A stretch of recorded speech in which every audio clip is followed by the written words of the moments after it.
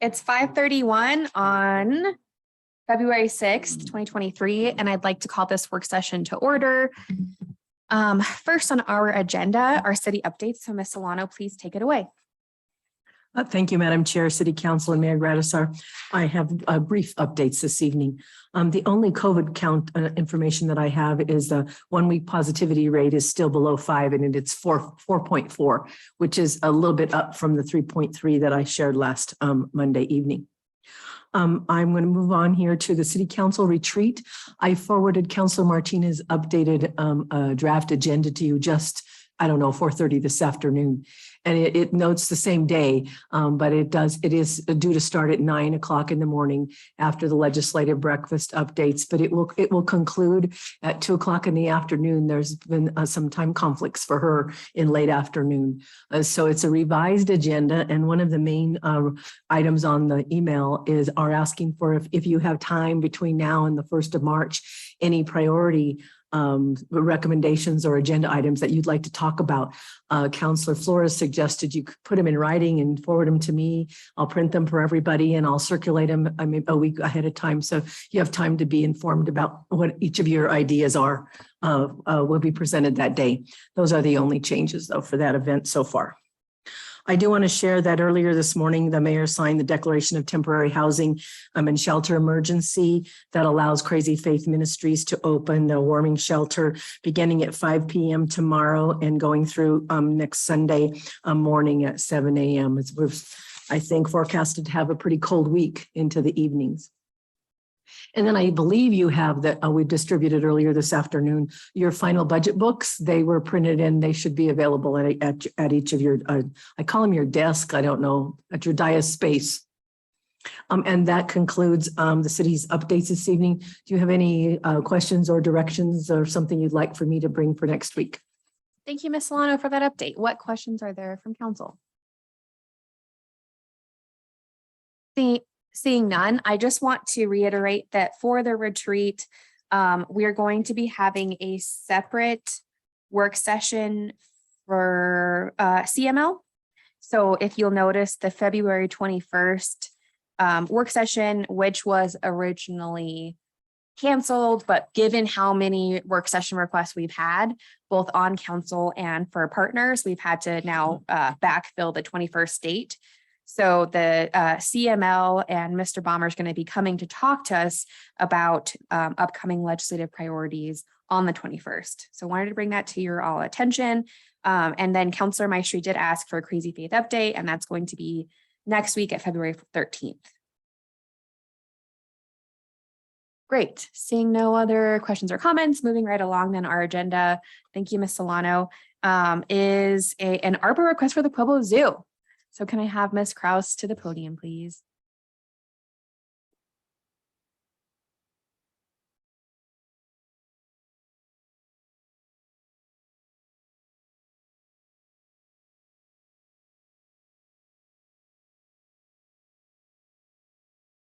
I have a presentation. Does that work? All right. You mean I'm not projecting? All right, great. Well, thank you so much for having me here tonight. First, I'd like to thank the entire city council and the mayor's office and Laura for all your support that you've given the zoo throughout the years, and this year in particular. It's really appreciated. Today, I'm going to be talking about safety at the zoo. Good. Oh, thank you. So is that the right one? Okay. Talking about safety at the zoo, specifically making a request with ARPA. And I just wanted to make sure that you all understood what I'm asking for.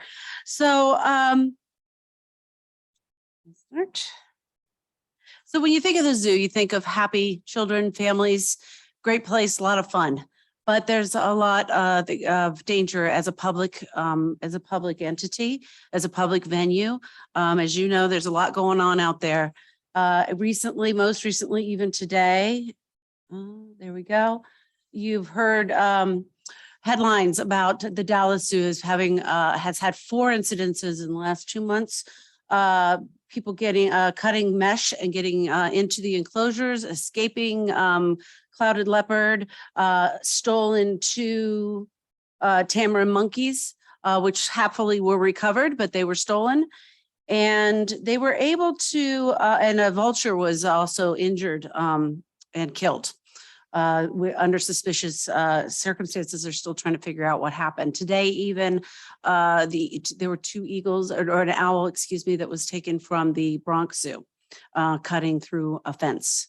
So these cases are on the rise. In this particular case, they were able to check surveillance cameras and capture the person that was they stolen. They found the tamarins in an abandoned apartment not very far away, but they were able to track them down through going through some of the surveillance video.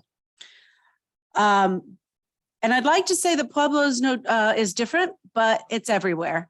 And even our little zoo in the last couple of years has unfortunately had some experiences. And there we go.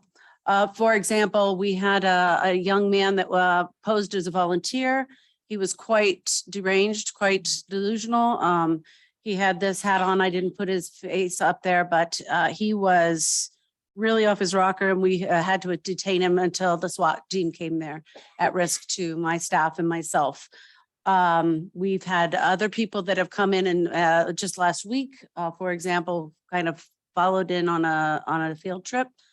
We try to keep an eye out for that, but we don't know who's going to be there. We have to go out there as civilians and take care of that. We had a squatter last year, crawled into the Islands of Life basement. That's the windows he had blacked out, had been planning to stay. He was a very clean intruder. He cleaned the place up, but he was in an animal, that one to the right is in an animal care area. There are birds and monkeys and hyrax there. This is some filters, some property damage that we got, that we incurred because of that. And our keepers came in and were very surprised when there was someone down there. So luckily no one got hurt. It was taken care of, but that was an overnight intrusion. We also, for example, this year at Electric Critters, we had a truck that was creeping around, had a Punisher sticker on it, and they had were casing the schedules of our staff. We have thousands of people come to Electric Critters all month, and we worked with the police, we worked with security, with the Rangers, but every night I wasn't sure if this guy was going to do something. So we work very hard to cooperate with our police department and our first responders. This year, we organized an all-agency active shooter drill. The police used it as a training, an all-day training exercise, as well as our staff and the ambulance, the fire department. Barb over here. And that was fantastic. In fact, one of the things that we've been working on with them was drones.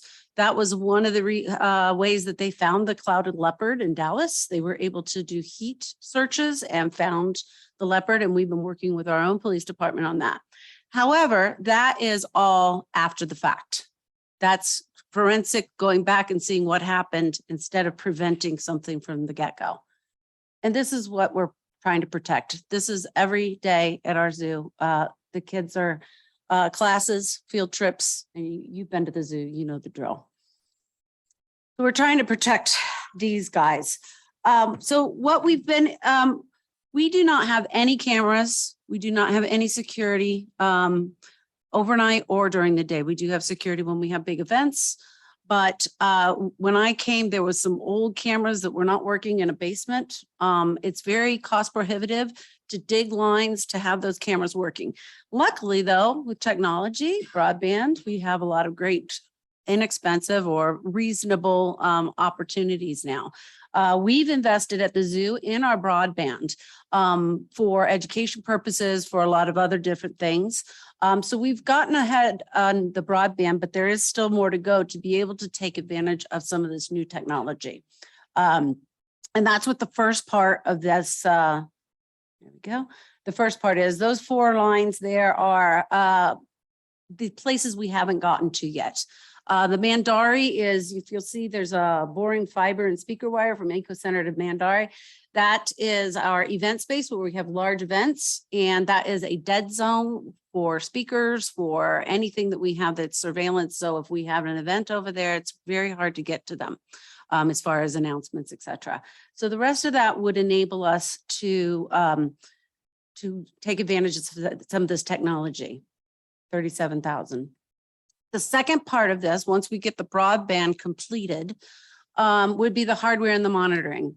We don't have the staff to be able to sit in front of a room of cameras like this. So we've looked into monitoring systems. There's some great incident activated software that helps alert you to abnormal activity.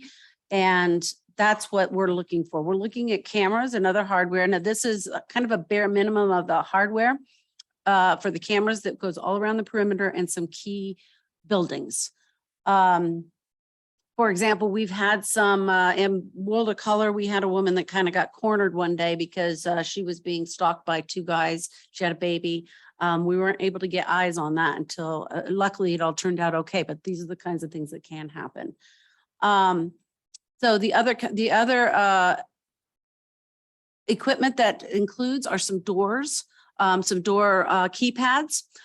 We have worked with the SWAT team on analysis of some of our areas, particularly our administrative buildings. It's kind of a dead end. There's no back exit for a lot of us. And if anything ever happened, it'd be very hard for them to figure out. And I'm in there, the HR person in there, if there's disgruntled employees, if there's disgruntled guests, and our education team is in there, that's where they're going to go. So putting some keypads on some of our doors. It also reduces costs when we have turnover in changing keys, et cetera. We can easily change some codes. So that is all included in that, cameras and other hardware. And then the licensing for 5 years, that is the incident activated software that I was talking about. It can scan a lot of different cars to see what's not normal for your area. If people are in places they shouldn't be, and it can alert us if I'm at home and multiple senior staff. We can monitor from there. We can go back and look forensically and find out what's happening, just like they did in Dallas. They were able to go over, and it's capable of doing fast forward searches, so you don't have to do a minute for a minute. It really has some very good smart searching tools to be able to go over and also export that in case you're sending stuff to the police, et cetera. So that's what that is, the licensing. And then the security gate, if anybody's ever been along the golf course and sees how frequently our back gate is used, we have trash coming in, all of our contractors, our employees, et cetera. It is a manual gate. You've probably seen them all pushing it and stopping it. I really want to get that secured with both a camera and some automatic locking and opening so that we have somebody in the building that can see it in the kitchen, and they can control who comes in and out. And we can do that also from our phone. So that's what we're looking at for that amount. Oh, there you go. There's all the things that we're looking at. So that total price tag is $102,000. For both getting broadband. The broadband also, as an additional advantage, will help us with our educational programs, et cetera. We got a great IMLS grant that is allowing us to expand remotely, and we're doing some great things, but this will even expand where we can go live there as well as accessibility for signage. We're going to be, we're doing some new signage that can be downloaded to your phone and translated into many different languages. So that broadband is going to have multiple benefits, but primarily for this purpose, it's to get the security cameras working.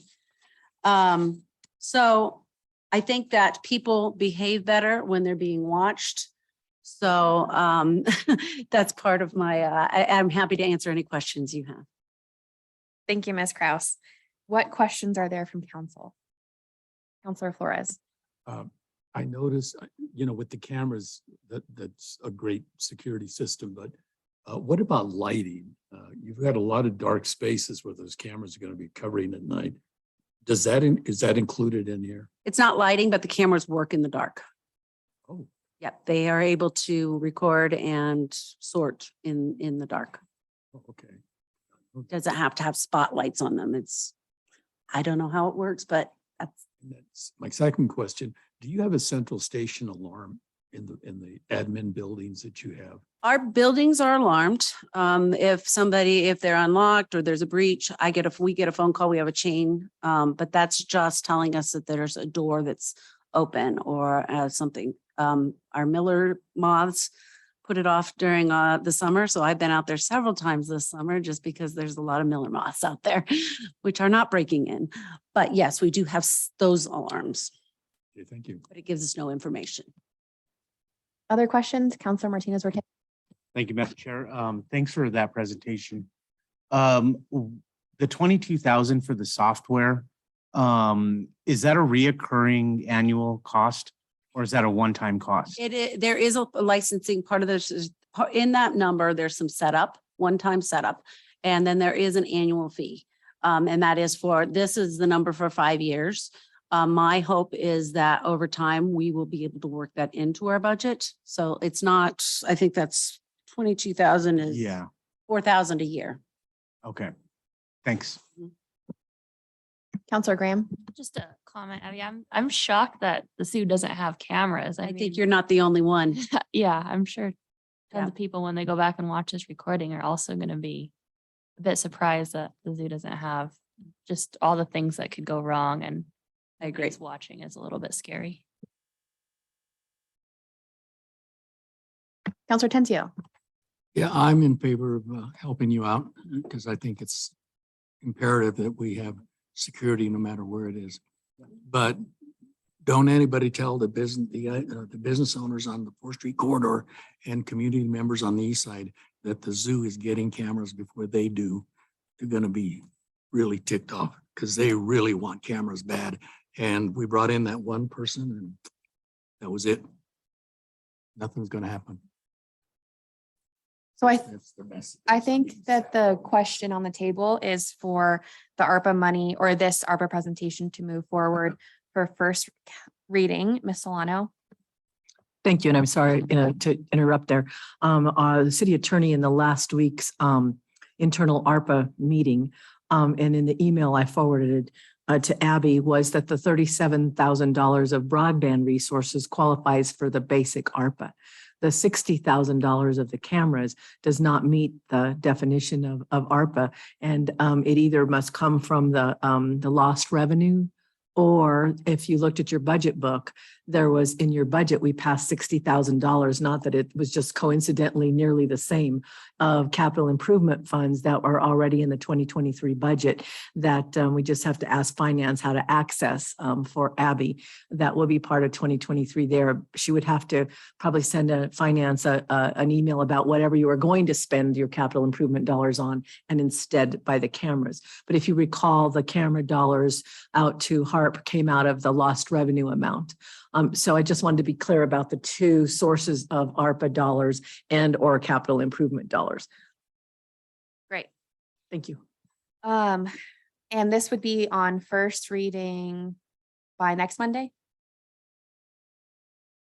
No. Dan?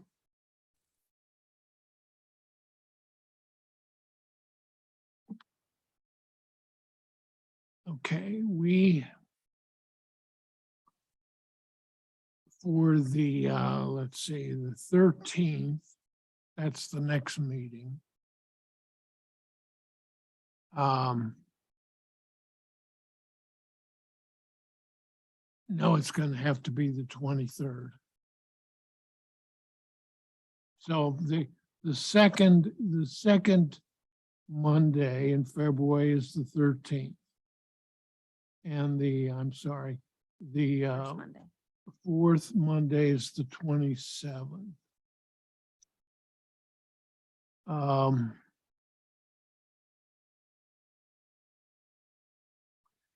I will, I'll get it on for next Monday. So Now, you have to tell me, how do you want to divide it? So we can take part of it out of the basic ARPA Mhm. and the rest of it out of lost revenue. Is that council's direction? That's what I would prefer. And it seems like the majority are saying yes. So, All right. I'll get it done. okay. Thank you. So, thank you, Mr. Kukosik. So Abby, the process then is going to be, it's going to be on first reading, the 13th, final reading for approval. That's when we vote on it, the 27th. Okay.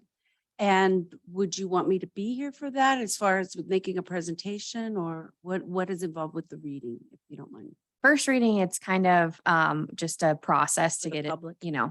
through. When you're more than welcome to come during the public hearing portion on the 27th to testify in favor of, but totally up to you. Okay. But we're definitely moving forward. That's the timeline. I appreciate that. Thank you so much. And I'd like to acknowledge some of my board members here in support of this. Thank you so much. Thank you. Thank you, Pueblo Zoo Board. So thanks, Ms. Kraus. And please let me know if you have any other questions. Great. Thank you so much. Moving right along then on our agenda is going to be the Humane Society of the Pikes Peak Region update. And I see Lindsay was on via Zoom.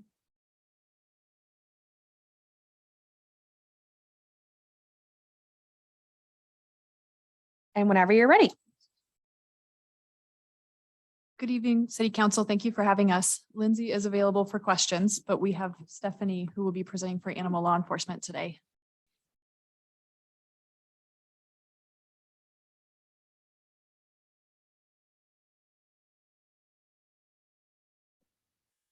So today we would like to walk you through a year in review.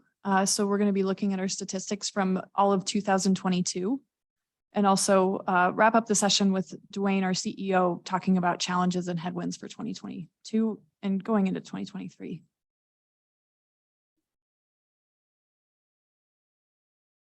Okay. So we're starting with shelter operations. Sorry for all the clicking. So I have the statistics up and I think it's fun to have, I don't know if it helps to show the stress rise with the number of animals per month. But that's definitely how we were feeling last year. We saw over 1,000 more animals than we saw in 2021. And I did a breakdown by month. So looking at the animals at the beginning of the month, how many animals came into care that month, how many were adopted, and how many were reunited with their owners. So that's what RTO means. So as you can see, July was a very hard month. And it really stayed high until the end of November, which was exhausting to say the least. So we're really proud that we saw so many more animals coming into care, because honestly, I think that it really shows trust in the community. So we were proud that so many people trusted us with their animals and to be the safe place for those animals to go. And our goal, I think if we were to sum up 2022, it was how do we get these animals into homes as quickly as possible and make room for the next animals that need care. This is looking at those numbers from 2014. And I mean, this is really interesting data. There's two things to call out here. The first is that this data is going to look different than the monthly reports that we've been providing, because halfway through 2022, we were including our cat trap neuter release numbers and our intakes. And halfway through the year, we separated that out. So these statistics up on the screen right now looks at trap neuter return is that orange line, and that is separate from the total intakes at the top. Two things are really interesting about year over year statistics. The first is that in 2020, cats started surpassing dogs, which is really interesting. So we started seeing more cats coming into care than dogs in Pueblo specifically. The other thing that's very interesting about this data is you see that very steep slope for 2021 and 2022. So the number of animals needing care in Pueblo is rising significantly. That's what we've seen for the last 2 years.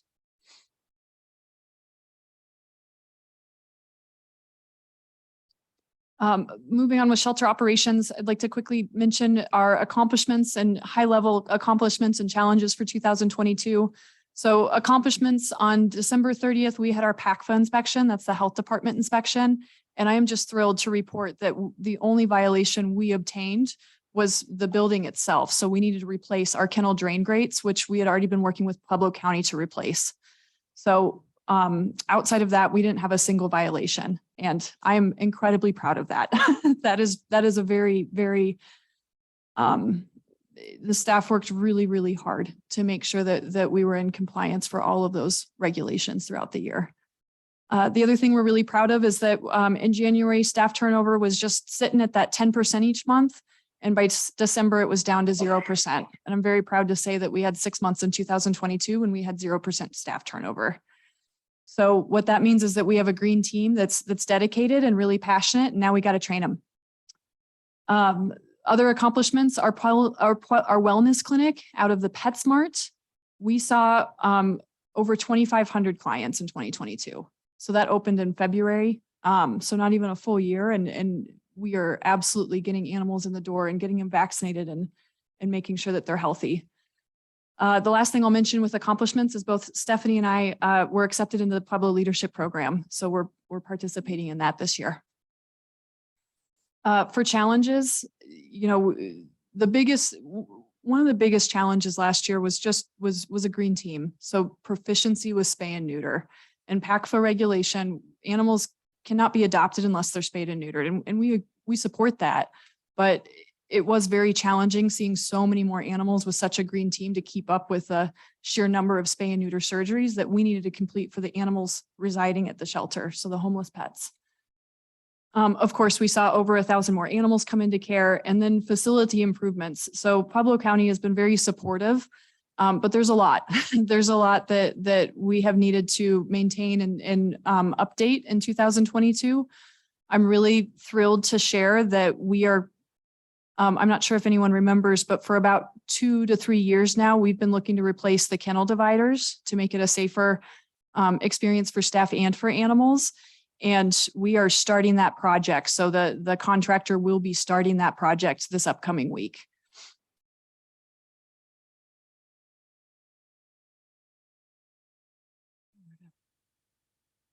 Okay. Looking into 2023 for our initiatives, we are looking at offering spay neuter services for cats. So public cats through the PetSmart, through our Pueblo Wellness Clinic. We're very excited for that. There are a lot of cats and a lot of need for spay neuter. Again, we're going to be looking at the staff that we have hired and really honing in and training them. So looking at even, you know, processes in terms of how do we streamline an animal's experience in the shelter so that from the moment they come in to the moment that they find a new home is the minimal amount of time. So that's going to be a big focus for us to make sure that we can continue to have those open kennels for more animals that need care. And then community engagement, we will really be focusing on with the shelter operations. So we have a new community engagement manager to really start working with volunteers and recruiting volunteers and seeing really how we can invite the community in to be part of the solution for the animals in Pueblo. We'll also be participating in more events. So we're very excited about that. And then finally, before I hand it over to Lindsay, there is an adorable photo that didn't show up on the right. But one of the ways that we really were able to keep space available for animals needing support was through our transfer program with other organizations in Colorado this past year, specifically for cats. And Ark Valley, I have it up on the screen. It's about a 2-hour drive from us. They do not have a cat overpopulation problem there. So they were able to help us with several cats and rehoming them this year. And I just wanted to share that I thought this was lovely. They reached out to us a few weeks ago and said that they actually took an extra $10 for every adoption. They asked the adopter to donate an extra $10 so that they could donate that back to the Pueblo Community Animal Shelter. So with that, I'll go ahead and hand it over to Lieutenant Garcia. Thank you. Thank you. Hi, everybody. This is my first time presenting, so I'm very excited. Thank you. You usually hear from Lindsay, and she's not able to be here in person, but she is on Zoom. So I'm going to be talking about animal law enforcement. So just a kind of a recap of our last year, highlighting some of our accomplishments. So one being continuing education hours. In animal law enforcement, we pride ourselves in maintaining a high level of professionalism and expertise in the industry and really kind of setting the standard across the state. Our Pueblo team of 10 completed 409 training and continuing education hours that are specific and unique to animal control officers. So I also want to point out that those hours don't include 3 officers who completed the animal law enforcement training academy, which is around 150 hours of initial training. We gained 3 officers who obtained their Colorado State Animal Control certification through the Animal Welfare Association of Colorado. And 1 officer obtained her Bureau of Animal Protection Agent Commission, which is granted through the Colorado Department of Agriculture. So maintaining and gaining these certifications and commissions, we're very proud to kind of keep that knowledge and expertise kind of always in place. So our community relations, last year we were able to really do a lot within our community. We attended and were present in a lot of community events. This was something we hadn't been able to do in the past with COVID, the pandemic. And so we were really able to kind of focus on the community and provide education. And that photo up there is the Parade of Lights. We also were a part of the Pueblo Police Department's Neighborhood Safety Night, the AMR Safety Jam. We went to a school, the Minnequa Elementary, and provided some education to students. So that was really nice. We received a pretty warm welcome from the community, and it seemed like it was really much appreciated. So last year we were able to focus on a proactive response in the community. So we have a call type of what we label an increased patrol, which is really just an opportunity where officers are patrolling areas. It's not a response to any call for service. It's just a proactive type of response in, parks and neighborhoods where calls for service have been high, relating to, maybe dog at large or something like that. So that was just, a way we were able to kind of be out in the community with a proactive kind of response and build the relationships. And last year, we created framework in a class geared around responsible pet ownership, which is now being offered. Well, it's actually being ordered through the Pueblo Municipal Court. So that's a class we're putting on to owners who maybe have had animal related violations. So they're coming to our shelter and we're presenting a class to them, and then they get credit through the court system for that. Topics include, education on laws and, basic animal care, animal husbandry, and things like that. We're looking to take that same information to county and district court to get that implemented and kind of just spread that education to the people who really need it. And with all the good work we're doing, there also comes challenges. So you may have heard from us before that there is a shortage in veterinary care, not only in our community, but throughout the nation. I think Dwayne will be speaking, more to that a bit later, but access to after hours care has and continues to be a challenge for our officers. Also including that these shortages, not only for us, but for the pet owners themselves. Which have contributed to a lot of the welfare calls that we respond to. Another challenge, we are continuing to see severe neglect and hoarding cases in our community. Typically, these hoarding scenarios, where there are hundreds of animals that are needing to be removed from a residence, they're not just a one response call. Officers are continuing to respond maybe over the course of days, weeks to months to, removing these animals, which can be very taxing on our department, for the initial response, but also, that creates a strain on shelter resources when we're having to house these animals as well. So, and looking ahead, this year, we're looking at some local ordinance updates. We're hoping to kind of fine tune some of the last updated ordinances that were pushed through. And so we'll be reaching out back with the city attorney's office and kind of getting that going. One of those that we are looking to implement is a fix-it ticket. Just a new concept that would allow owners to correct minor infractions before having to ever go to court or having ever to push that ticket through the court system. It was recently just adopted in the Pueblo County, so we're looking to kind of implement that here in the city. And lastly, kind of just really, continuing to engage in public relations with, other agencies and the community. What I have for you here is just a 5-year overview and comparison of some of our more common call types.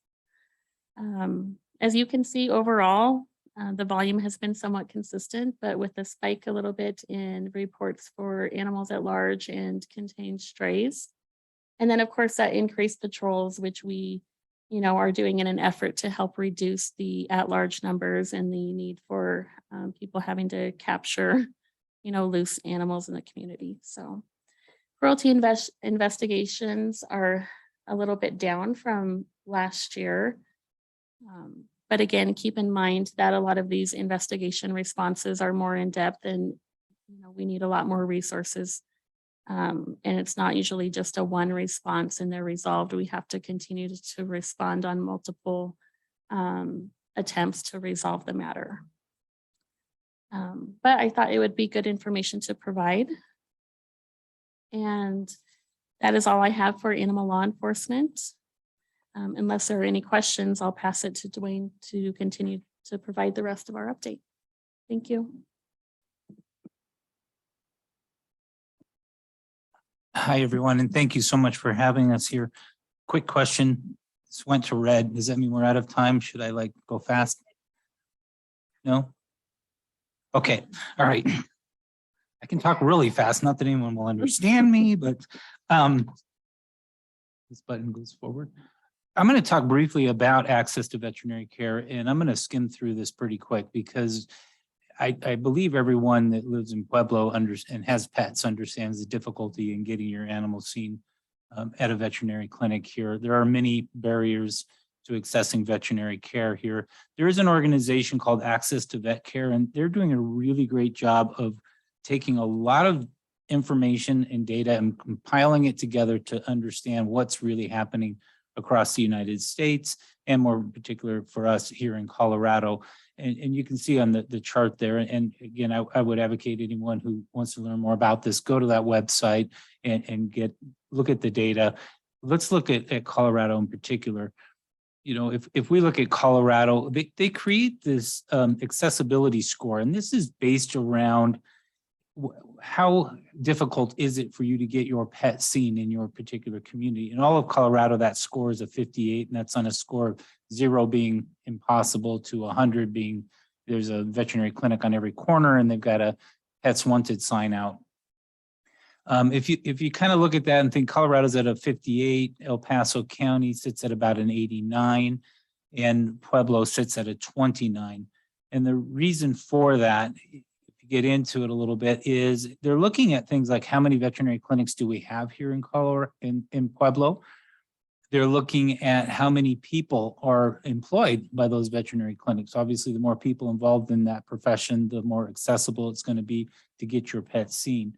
And so there's some great information on there. But at the end, what it's telling us is that we do not have enough capacity here in Pueblo to see the number of animals that we have. We have about 10 veterinary clinics here in Pueblo. There are 8 full-service clinics, 2 mobiles. Access to emergency care is almost unheard of. It is difficult to impossible.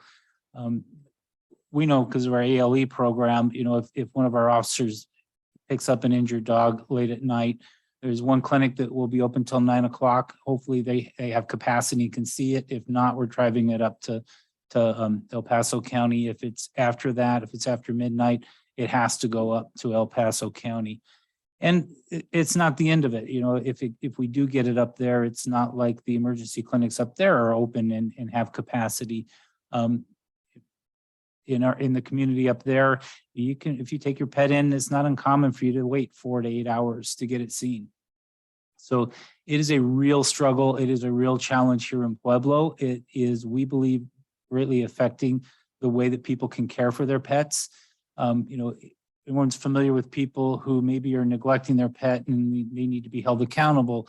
Well, even if you're a responsible pet owner here and you're trying to do the right thing, it's almost impossible to do that. So the other issue that comes up there is the accessibility for humane euthanasia services. We've seen a tremendous increase in the number of pets, people that are coming to us for that service because they can't get into a local veterinarian. We are there to provide that. We would much prefer people go to their private veterinarian and when that time comes, hold the animal, make sure it's comfortable and it passes the way it should go. But if they can't do that, then we do offer that service. The struggles are in vacancy, recruiting, retention, veterinarians, and support staff. So talk a little bit about what our plans are to try to help maybe look at some of these things and what we could do on it. One is opening our wellness clinic. We have at the Pueblo Wellness Clinic in 2023. We're going to open it up to cat spay neuter. We are currently in the process of getting all the approvals and permitting to get that modification made to the facility. We hope to see that happen really soon. With doing that, Dan and the city has helped us with revising the ordinances when it comes to rabies vaccination, which has allowed us to open up. We'll be able to perform more vaccines through that clinic with the current staff we have. AWAC has introduced a bill in the legislature. Well, it hasn't actually officially been introduced yet. I think it's actually getting introduced tomorrow. This bill would do 3 things about increasing capacity here in Colorado. It would allow for the use of veterinary technician specialists to do more than just technicians. It would allow for telehealth medicine so that a Colorado veterinarian could see a Colorado pet and actually prescribe medications, diagnose and prescribe over telehealth. It was something we did during COVID when it first kicked off under an executive order. That executive order expired, and so we can no longer do that, but it could really increase the capacity for how many animals can be seen. And then the third thing is it's creating what we call a mid-level practitioner, much like a PA in the human medicine side. It would have a mid-level practitioner that would be more down the line because these people would have to go through CSU and get their schooling and get their credentials, but it does create the pathway for that to become, and if we got there, then those mid-level practitioners could do much of the things that a veterinarian are currently doing. They would have to work underneath a veterinarian. This is not to take the place of veterinarian. So we're working hard to support that bill. We are working with, we're setting up a town hall meeting. I don't know exactly what we're going to call it, but we are asking all stakeholders involved in veterinary medicine in Colorado to come together, sit down at the table with members of the city and the county and talk about what can we do to attract people to the veterinary profession into Pueblo? What can we do to work together better? So we're looking forward to having that conversation. And then the last thing here that we're really excited about is the conversation around, one of the challenges is we keep hearing is, well, what can we do to draw people to Pueblo? And the fact is there are a lot of people that live here in Pueblo that love animals and would like to get into the veterinary profession. And so instead of trying to get people to move to Pueblo who maybe have credentials, but what can we do to create some credentialing for the community here? And that's, we're looking at talking with Pueblo Community College about starting a veterinary technician certification program. It's not just veterinarians that we are in short supply of nationally. It is veterinary technicians, equal to or even more so. So we need more veterinary technicians. And so looking at back a couple slides at the number of people in Pueblo that are involved and working in that profession, there's a lot of opportunity there for us to employ a lot more people as veterinary technicians, but we need to get them schooled. And so we're going to be talking to Pueblo Community College. Is that my last slide? The very last thing I'd like to say is, we want to thank you, the city, for all the support you've given HSPPR You've been great to work with. And being the CEO of the organization, this is the one opportunity I get to publicly acknowledge and thank my team who working down here. You saw the numbers, what they've been challenged with this past year, and they've risen to the occasion. An increase of 20% more animals coming in, yet they've taken care of them. They've done an amazing job, and I'm so proud of them. Great. Questions? Yeah, thank you so much, team, from HSPPR. What questions are there from council? Counselor Flores. Yeah, thank you for that report. I'm a big fan of HSPPR, and I have for a long time. The one concern I have is the voluntary euthanasia of families that, love their pet, but it's toward the end of its life. Are those numbers included in the normal course of events here?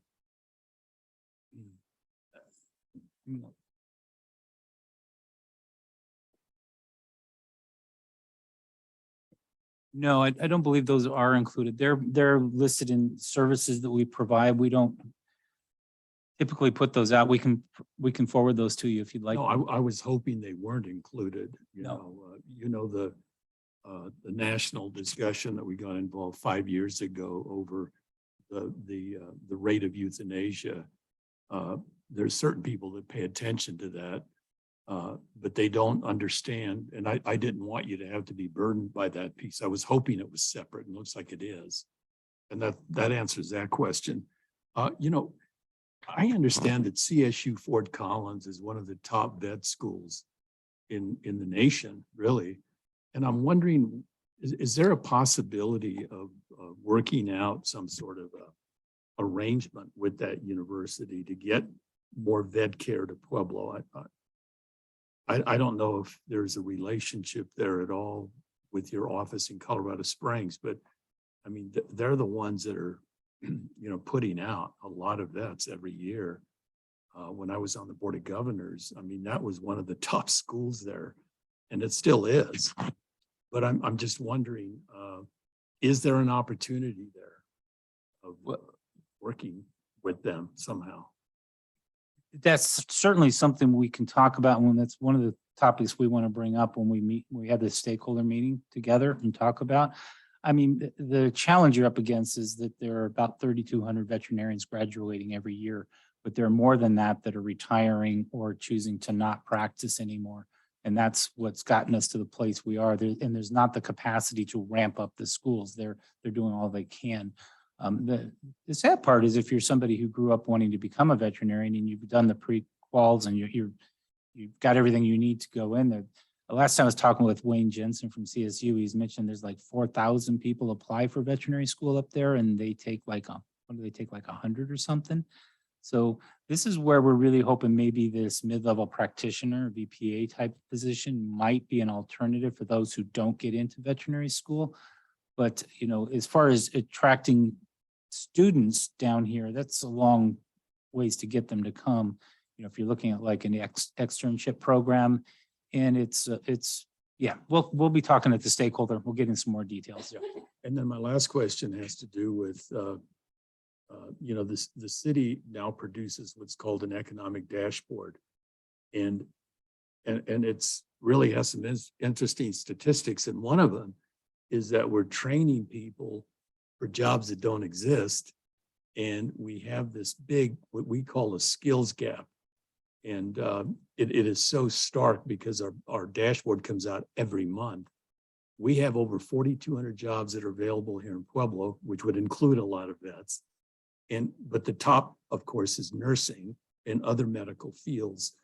And we're doing a lot of work with both CSU Pueblo and with our community college, that somehow we have to start training people where the jobs are at. And we're not doing that. And I don't think it's just common for Puebla, it's common around the United States. But that's probably something that we need to work on and I think that's exactly what you want to do is try to figure out how we can get more vets. Yes, and one of the things that we're trying to do with the bill is to create a career path for people who, You know, if you're somebody, you enter into the veterinary profession as a veterinary assistant and you're making money, but you're not making a lot of money. You know, to be able to go to school and give them the opportunity right here in Pueblo to go to school and get that credential of a certified veterinary technician, which significantly increases their capacity. But then even from there, you know, veterinary technicians only stay in the field about 7 years because you're going to cap out. There's nowhere to go. There's no progression. And so adding something on top of that would allow them to continue to grow and stay in the profession. Thank you. Counselor Tencio, did you have anything? No, I just had a thought that CSU Fort Collins, I'm surprised that they have a sister institution here and they're not working with them. I mean, they should have pre-med classes at other institutions, preparing people to go to finish their veterinary requirements up in Fort Collins. So I'm surprised that other institutions don't do that. CSU would be a great place to put a veterinary program, but I doubt that CSU Fort Collins would allow that. No, and CSU has been a great partner in trying to help understand what to do and how to resolve some of this stuff. Yeah, but if they only allow 100 students per year into their veterinary, they're not doing much. They might be a great school, but they're not providing any service to the industry. I mean, they should be graduating 500 probably. I see the disconnect. in that I understand that. the need is so great, great. 100. But yet the school is doing literally nothing. 100 is nothing compared to what is Well, needed. yeah, and it's complicated as far as how they build up capacity. That's what we were told because yes, the short answer was, well, if the schools just triple their capacity, we could solve this problem. But it's not just CSU, it's the other schools as well. I'll say, no, it doesn't work that way. It's like, okay. You don't get it if you don't try. Counselor Graham? A question. I just wanted to say thanks for everything you guys do for the community. I recently found a stray dog and you guys weren't open yet, but they let me in to take it and they were just so professional and were able to get the pup back to its owners fairly quickly. So just thank you. And I experienced it firsthand. So thank you. Thank you. And thank you for bringing it to us. I did have a question about the responsible pet owner classes for Muni Court. I'm curious on how effective that's being. Are there any repeat offenders? Currently, it was just implemented. Probably we've only held 2 classes so far. So currently, we just don't have the data for that. We've, I think, a total of in the 2 classes that we've only had maybe 3 or 4 attendees. So it's just kicked off within the last couple months. So we should be seeing a lot more people in attendance and having to require that as part of their sentence. So we should have more feedback for you in the coming months. Yeah. Cool. And then for the vet meeting, I'm hopeful that the zoo is going to be a part of those discussions. As you're talking about stakeholders and having vets and the need and the gap of vets. So I'm hopeful that there can be a connection there. Yes, the local veterinarians. Yeah.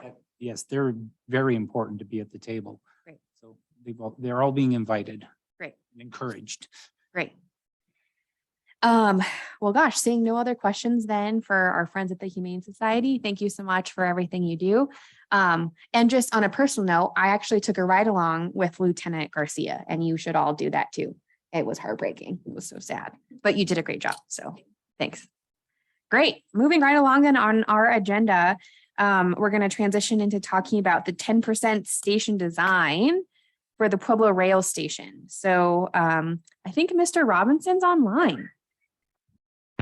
Hi, good afternoon. Can everyone hear me okay? Yep. Oh, great. And I'm gonna share my screen here. I just want to check that everything's working before I start blabbering. Let's see.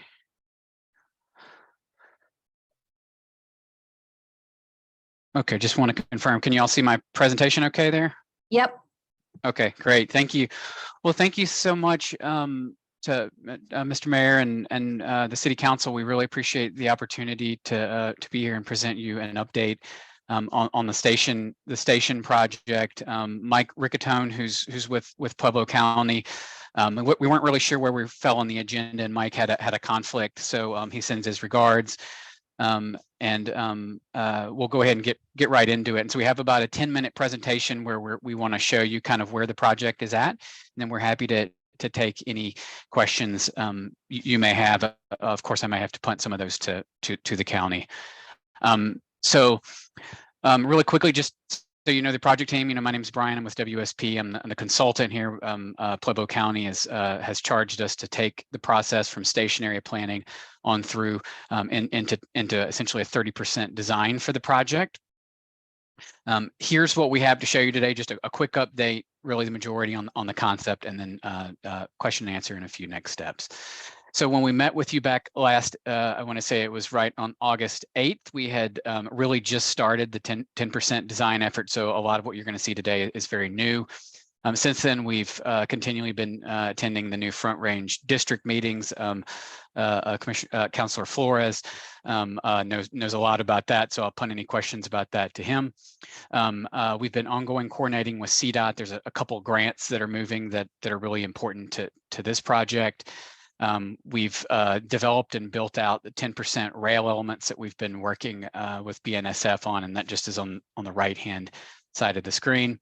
And then we really advanced option B. Last time we saw you, we presented three different options, or the previous time we presented 3 different options, and last time we sort of got to go ahead on option B. So just a reminder and refresher, this is the station area plan that was adopted back in 2021, and the site was adopted into Pueblo Area County Government's long range plan, which is really good.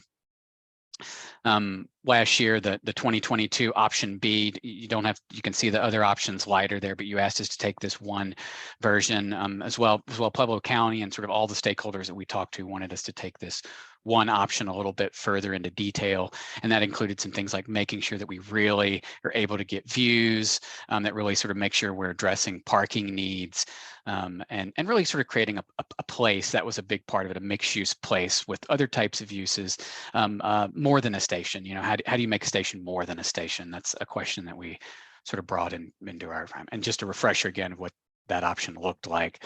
So now we're advancing the project. So here's just to make sure everyone's clear, the project isn't built, it's not designed. So we're somewhere kind of here in the middle on the left of the screen. You can see we had brought you some massing and programming options.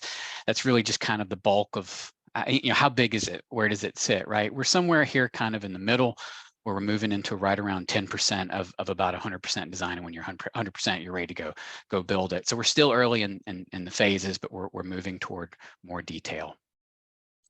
And here's our 10% design concept. So what the idea that's really come about and it's resonated continually from the planning process on through and into the design effort has been really this idea of where the river meets the rails. There's this sort of really rich and amazing history, not only of the site and of the building, but of the river and the flood and sort of the relationships there. And that's been really what we've been telling ourselves as a design team the whole time. We've been asking ourselves the question of how do we make a station that's more than a station, that really tells that story and sort of adds to the great legacy and history of Pueblo here, and how do we make a modern design that really speaks and talks fully to that great history. And so this, just as an example, you can hopefully see is a cross section of the building, where essentially it's a 3-level mixed use facility. On the ground floor we could have some active retailing and other types of spaces. On the middle floor, you can sort of see right there down the center, we can have some gallery spaces, community spaces, and other things that give people things to do when they're there, but also create other uses on a weekly and daily basis. And then the station really being that sort of longer piece across the top. We're sort of cutting through it, and you can kind of see on the left side of the drawing, that's the historic B Street. So the idea there really is to link B Street across the rails to the river. So when you're on that top level, you can sort of begin to look out, and you sort of really, you not only absorb the historic district, but you're really able to see 360-degree views to the extent of the Front Range. And it's all really about building that exciting experience in there. We see this as a place again where that ties this rich history. You know, you have the Union Depot today, you have the news station, you'll have the Heritage Museum, you have the Outdoor Rail Museum. It really becomes this rich thing. We see school buses and kids and closing the street off for events and all this sort of fun stuff. So this is sort of the concept, and we do a lot of different drawings just to run through a few of those and give you some images of kind of what it looks like. Again, keeping in mind we're at a 10% level. These are some elevations. You can see the sort of long bar, and then you see the sort of wavy component on the drawing, which becomes really the station canopies. It's really that idea of the river meets the rails, and how do we sort of illustrate and make an experience out of that. This is kind of looking down on it. So if you were up in a tall building and you were kind of, if there was a building across the street that was maybe 20 or 30 stories, this is sort of looking down on it. Obviously there's not. So this is just a computer model, but it shows you this sort of longer bar component of it that reaches across into B Street and projects over across the rails, and sort of the end cap really almost engages with the Arkansas River and the new trails. You can see to the right of that, this sort of square, that's going to be a new structured parking garage, several floors below or 1 or 2 floors below and several floors above. And just to give you a sense, again, we're looking, at a cross section through that. You can see on the bottom floor, we have some sort of active retailing. So we really want this building to be a mixed use building, again, more than a station.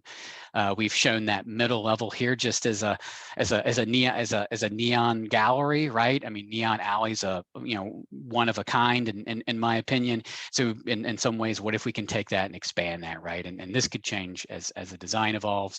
And then on the top level, the longer term waiting for Amtrak, restaurants, bar spaces, and other elements, so that there's other reasons you could hold special events on the top floors and have smaller gatherings on that middle floor. And then on the right side of the drawing, you can just see the sort of structured parking. I want to find some way to, in that parking, we want to make sure there's long-term and there's short-term parking, and we're able to bridge across to the station so that folks that are long-term are able to run right to the top level and down to the platform. Again, we do a lot of drawings. This is just a site plan drawing. I won't spend much time on it, but you can see sort of the larger white rectangle. That's the structured parking. We know parking's been a pretty major issue since the beginning of the planning effort, and we're wanting to make sure that we can work through that. And you can see the historic depot on the right side. Then lots of public spaces, landscaping, and features and elements that really make that space outside exciting. And then the idea of extending that sort of rich history on the ground onto the platform itself. You can see the landscaping and other elements in the ground.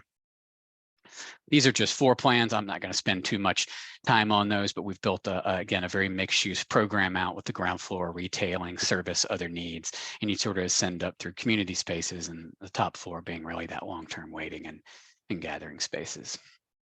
Here's just a few images, which we're trying to understand what that looks like, making sure everybody remembers, just as a refresher, there's 2 potential rail services that could come in here. There's both the Amtrak service and then the Front Range passenger rail service.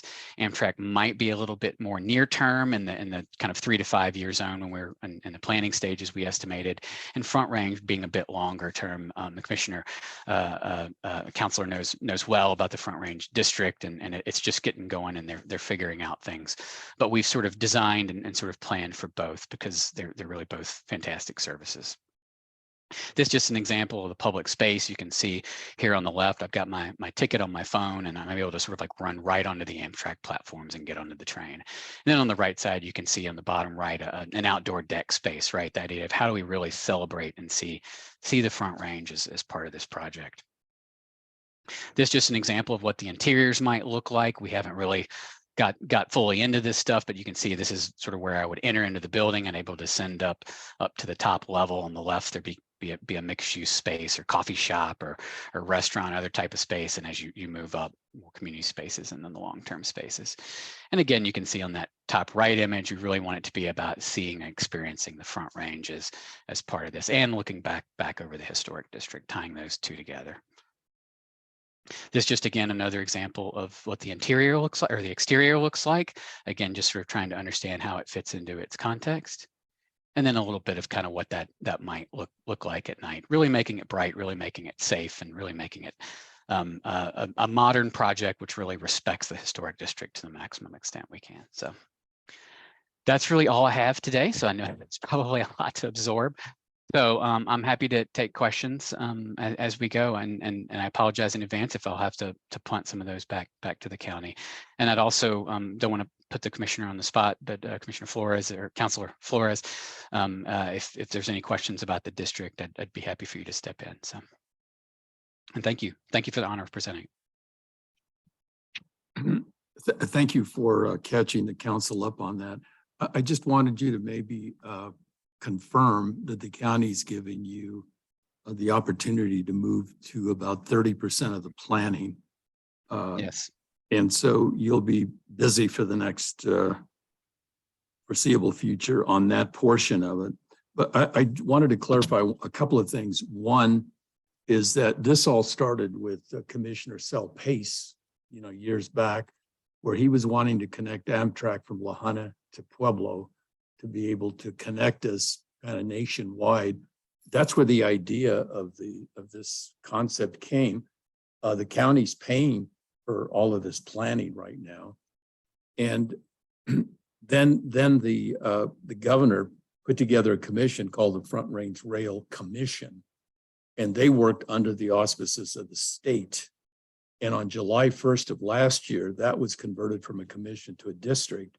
And that's when Mayor Gradishar appointed me to the Front Range Rail Passenger District.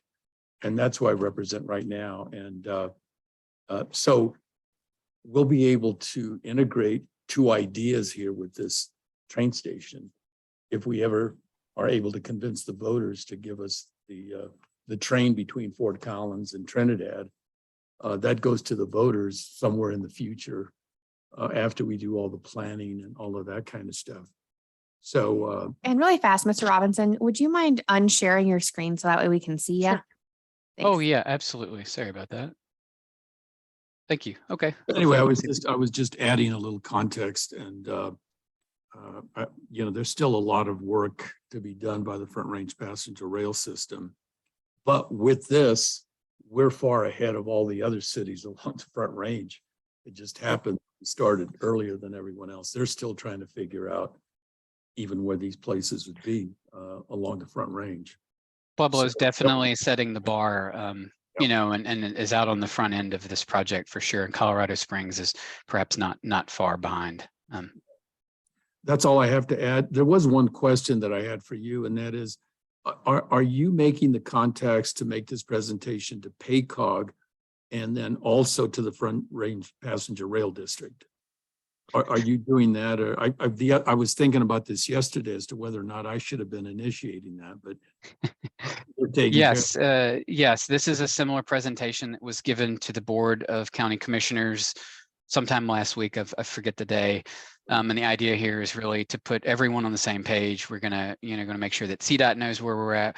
We're gonna make sure that the Front Range District knows where we're at. We're gonna make sure PACOG knows where we're at, and we're sort of being transparent, making sure everyone has all the up-to-date information on it. And we'd love, Councilman, if you could set up a time, we're happy to present at the next district meeting.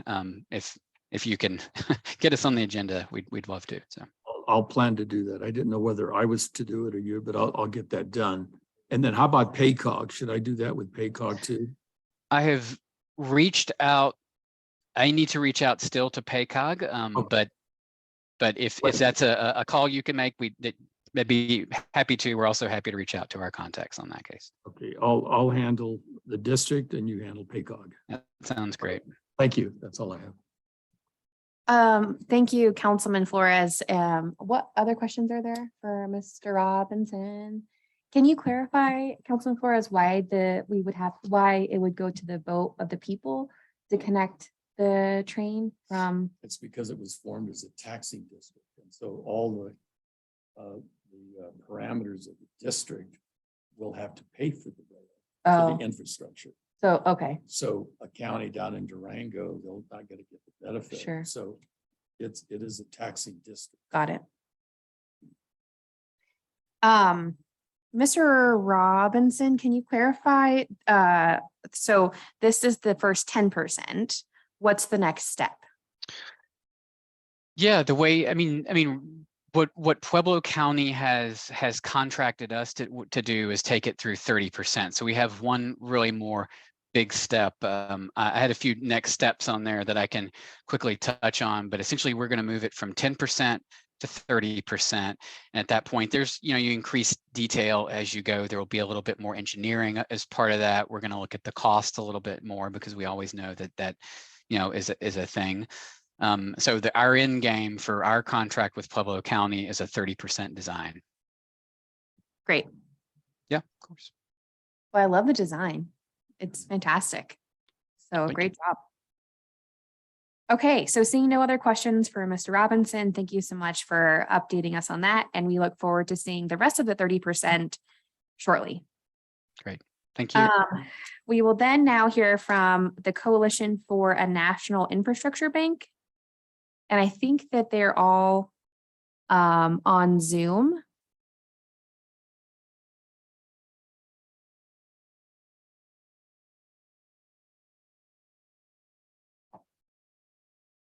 So I think I see Miss Matardi. Right, Don, yes, the coalition folks that are here are myself, Alfeka Mutardi. I'm on the coalition board, and I'll make a presentation on how the bank works. And Don Siefkes is here from California. He's going to talk about water projects. And Angela, did you want to say anything? Not really. I mean, if there's any questions, whatever. Great. Okay, then if you would like us to proceed, what I propose is to give you a presentation, a slide presentation on how the National Infrastructure Bank works. It's a bill in Congress to create a $5 trillion public bank to lend for infrastructure projects all across the country, but then to drill down on specifically what it'll do for Colorado and what it'll do for Pueblo. So I was very interested to listen to the previous speaker talking about the new rail station, because this bank could fit right in with all of that planning and forward thinking for your city. So with that, I'll start. We have a bill in Congress. It is HR 3339. What this bill does is it creates a $5 trillion public bank to lend for infrastructure projects all across the country. And you might ask the question, well, why do we need a public bank like this, a national public bank like this, and what would it do for my particular district? The answer is we're just not able to adequately finance infrastructure in America, either through the federal budget, state and local budgets, municipal bonds. Even though we passed a bipartisan infrastructure law last year, it's simply not, none of that is simply large enough to do the whole job. And we've now racked up a very large backlog of infrastructure projects that really need attending to. In addition, we have a bad structure in our economy where workers are struggling, and this bank could help with that as well. The bill has recently expired with the last Congress, but it is being reintroduced right now. It's in drafting right now to be reintroduced. We are actively looking for more members of Congress to come on and co-sponsor, including Republicans and Democrats, because this is a really good fit to answer the question fundamentally, how do we finance infrastructure projects without dinging too much more badly the federal budget? Republicans and fiscal conservatives are not so interested in increasing spending in those areas. So this idea of a public bank to finance infrastructure actually is not a new idea. We've had 4 really large banks in our nation's past, starting after the American Revolutionary War and going into the Great Depression and World War II. These banks were supported by 6 American presidents, half on either side of the aisle.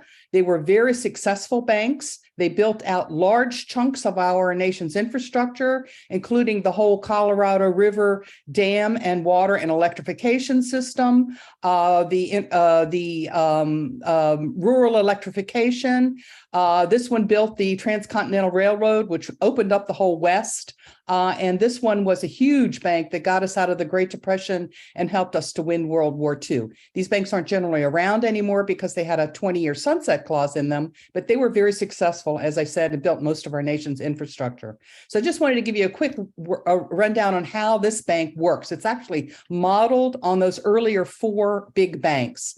And this is the way that it works. Instead of going to the budget to ask for money to get this big public bank started, we use the Alexander Hamilton method. We go to the private sector who are holding treasuries for long-term savings or investment purposes and ask would they like to sell in a small portion of them into the NIB in exchange for an equivalent of preferred stock that would pay these private investors a little extra. That's the enticement for them to sell in, and the extra money would come out of interest earnings from the NIB's loans, with plenty of money left over to meet other operational needs. That is, this bank is self-sustaining, doesn't require money from the budget to get it started or subsidize operations over time. Then the capital sits on the bank's books. That all banks are required to maintain $1 in capital to $10 in loans. So as we give these loans out slowly over a 10-year period, we can also raise this capitalization over the same period. So that's the capitalization side. The loan side actually works exactly like a commercial bank. This uses the same accounting software that every other commercial bank uses. Each time the NIB would book and create a loan, it would create a deposit on the other side of its books, which actually creates money.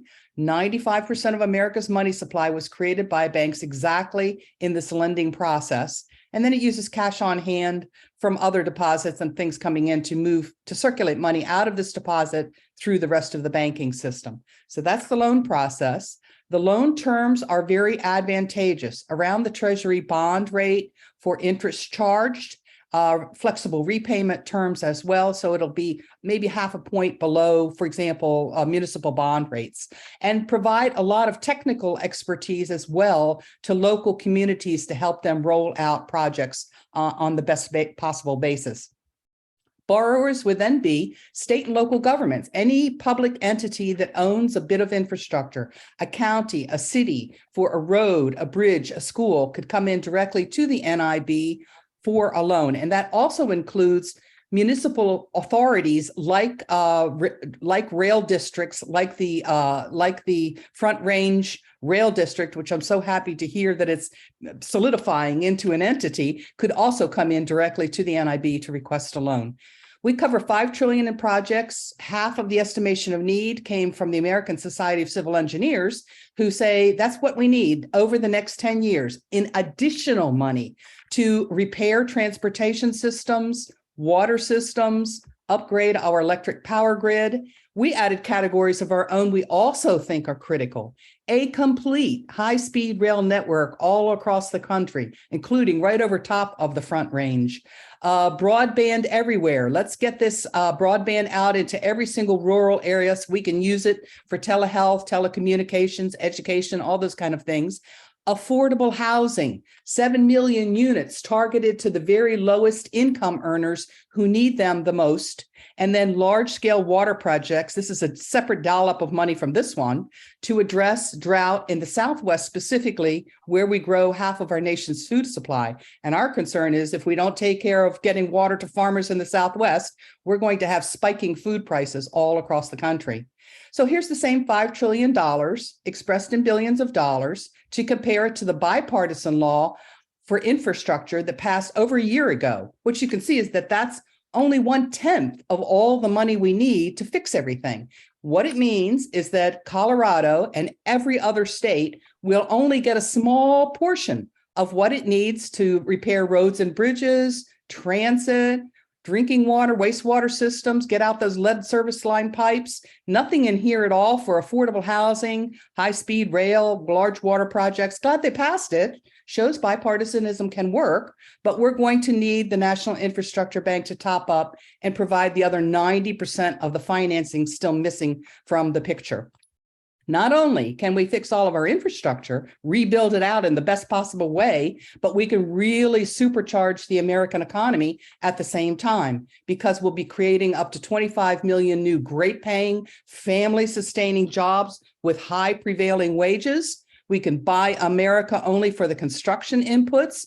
And one of those places where we really have our eye on construction inputs and new manufacturing is Pueblo's Everest Rocky Mountain Steel Plant, because that plant produces rolled steel out of recycled cars using renewable energy solar panels to make these steel rods, and then puts them on the top of rail trains to move them around the country. So all of our high-speed rail lines, all of these new lines we can make at that Pueblo facility with recycled steel. Great idea.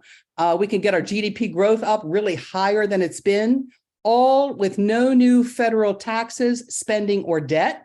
That means the legislation should appeal to both Republicans, fiscal conservatives. It will not put any new burden on the federal budget. It'll also reduce inflation because we'll be working on the supply side of things, getting more goods produced. And with more goods, then the prices of those goods will be coming down, and will offset any coming recession that's caused by the Fed tightening demand.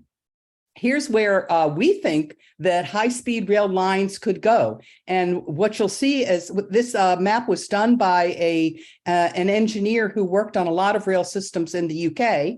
And he's done an economic analysis on each one of these lines to say they could be self-sufficient. If we built high-speed rail lines, and I hope that that new train station will have the capacity to put high-speed rail line right in there, with Pueblo sitting right in the center of the big picture of things. If we could build these high-speed rail lines, they will be economically self-sufficient, and the bank could lend to them to get these projects rolling out. It'll also save on CO2 emissions and build economies all along these corridors. These are economic corridors. And when we build high-speed rail along them, that's what China did. You see a huge, big economic expansion coming out of that. And it's a more economical way to move transportation, move people about than cars or airplanes. We absolutely want to do something about making housing affordable for the very lowest income earners in our society. Okay, you should make sure you wrap up because Don's right. Okay, I will. And that includes in the Colorado area, we want to address the water crisis. Don Siefkas is going to talk to you a little bit about that, but you can see that we're still in the red with drought everywhere and water tables falling. And we have $400 billion for several kinds of projects, including importation of water, desalination, rain capture, recycling. All those things can be done by this dollop of money in the bank, including in Colorado. So what's in it for the state? Out of the $5 trillion, the state could qualify for up to $102 billion over 10 years to solve all of your backlog of infrastructure projects. Here's a list of some of them, including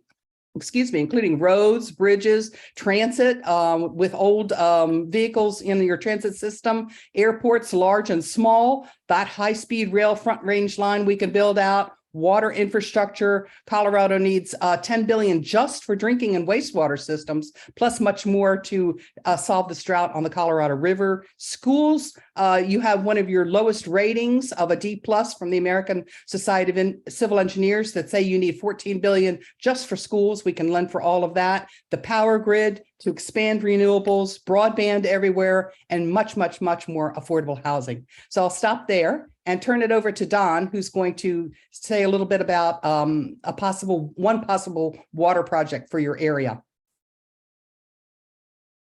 Don, you're on mute.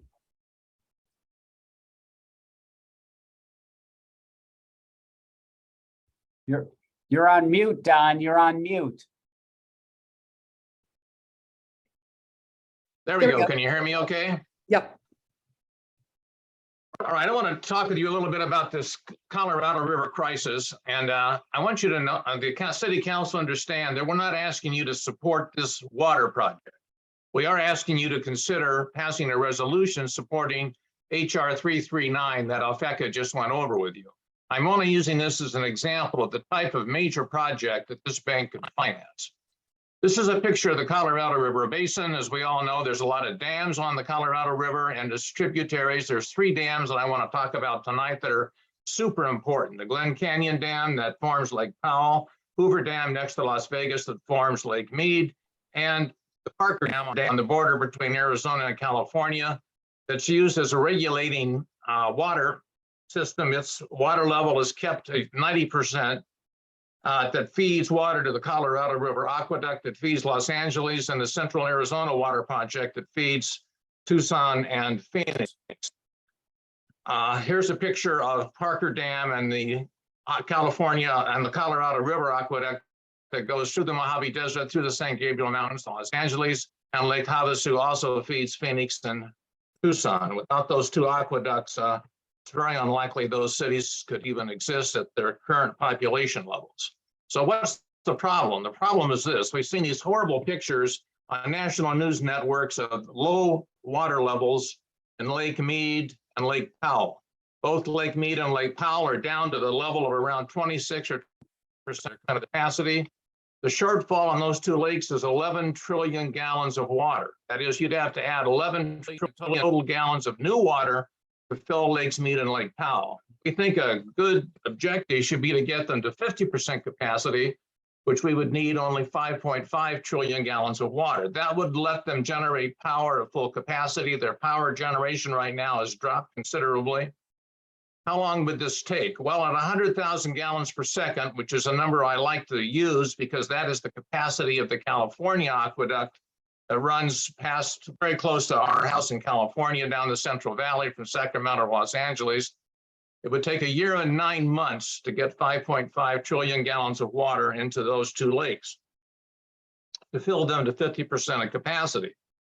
Now, where can you find 100,000 gallons per second of water that does not have a political constituency? It's very difficult. In fact, it's going to be impossible to take water from any place in the United States that has a political constituency. That means the Great Lakes. Nestle wanted to put a pipe into Lake Superior about 10 years ago and to make some water product, and the Canadians went berserk, and there were all kinds of demonstrations in Wisconsin and Michigan until they dropped that whole idea. The Mississippi River should not main channel. The Mississippi River or the Missouri cannot be touched because both of those rivers have very strong political forces behind them. But there's one place that we know of in the United States. There may be another. If there is, we don't know about it. It's the Atchafalaya Basin floodway. Right at the, it runs down from the spot where Louisiana meets Mississippi. It was built back in the 1950s. The river's been there a long time, but the Army Corps of Engineers built what's called the Old River Control Complex back in 1953, where they take the Red River to the south and the Mississippi River above that point, add those two flows together, and 70% is required to go down the main channel of the Mississippi, and 30% is diverted over to the Atchafalaya River. It's been that way since 1953. What we propose doing is taking a small amount of water from the Atchafalaya River and moving it west to Arizona, New Mexico, or Utah. This is an historical data that's provided by the Army Corps of Engineers. They monitor this every single day. I'm not going to go through the historical data, but there's 2 points I want to point out. This morning at 8 a.m. New Orleans time, this little black dot right here is the current flow of the Atchafalaya River, 2,140,000 gallons per second. This little orangey line at the bottom is 100,000 gallons per second. So this is the amount of water that we propose taking. It's around 5% of the total flow in the Atchafalaya. And the Atchafalaya River water has no commercial use. No electricity is produced with it. There's no commercial shipping on the Atchafalaya. All it does is flow out into the Gulf of Mexico. We've been going for about an hour and a half since your meeting started. So 11 point. You got to speak into your mic, Don. Pardon? Speak into your microphone. 11.4 billion gallons of water have flowed down the Atchafalaya out into the Gulf of Mexico since we've been meeting here this evening. So what do we propose? We propose building a water conveyance system similar to the Colorado River Aqueduct or the California Aqueduct, going from the Atchafalaya River in Louisiana, across Texas and New Mexico, up either directly to the Glen Canyon Dam, or the Army Corps of Engineers that have to work it out. It might be better to send it to the San Juan River, which is a direct tributary of Lake Powell. Is there precedent for doing such a thing? Yes, there is. In the 1940s, between 1942 and 1943, we built 2 oil lines that carried crude oil and gasoline from East Texas to New Jersey in order to provide the fuel that was necessary to win World War II in Europe. These 2 pipelines were built in less than 1 year, and they were financed by the Reconstruction Finance Corporation that Alpheka talked about in her presentation. This thing in the lower right-hand corner is the list of all the pumping stations along the way. There were like 35 pumping stations to pump crude oil and gasoline from Texas to New Jersey. It's a lot simpler to pump water than to pump crude oil. And we see no reason why we can't build this combination. It would be a combination of open channel pipelines and tunnels from Daly, Louisiana, up to Glen Canyon or the San Juan River. How much would this cost? I've got 2 cost points for you. This is a picture of Interstate 5. It runs down the spine of California, and the right-hand side of it is this black line is the California Aqueduct. It's roughly 40 foot wide by 30 feet deep, a cross section of 1,200 square feet. It runs at about 7.6 miles per hour. That's how you get that 100,000 gallons per second. It's sort of an interstate highway inverted, but it's a lot simpler than building an interstate highway. This is a picture of the Colorado River Aqueduct from Lake Havasu over to Los Angeles. You can see here's a picture of it crossing the open channel portion of it, crossing the Mojave Desert. Hey, Dan, Yeah, I'm so sorry. We're running out of time and I want to be mindful of time. all right, well, I'm almost done here. Okay. People should know what the cost of this thing would be. Okay. We built 48,000 miles of interstate highway at a total cost of $525 billion. That's everything. Okay, design, construction, permits, all that stuff, $11 million per mile. A 1,400 mile aqueduct at $11 million per mile is about $15 billion. Colorado River Aqueduct cost $220 million in 1931 dollars. Converting that to 2022 dollars, it's $3.7 billion. It's about 5.7 times as long. So you're talking 21 billion. So you're talking somewhere between 15 billion and 21 billion to build this thing.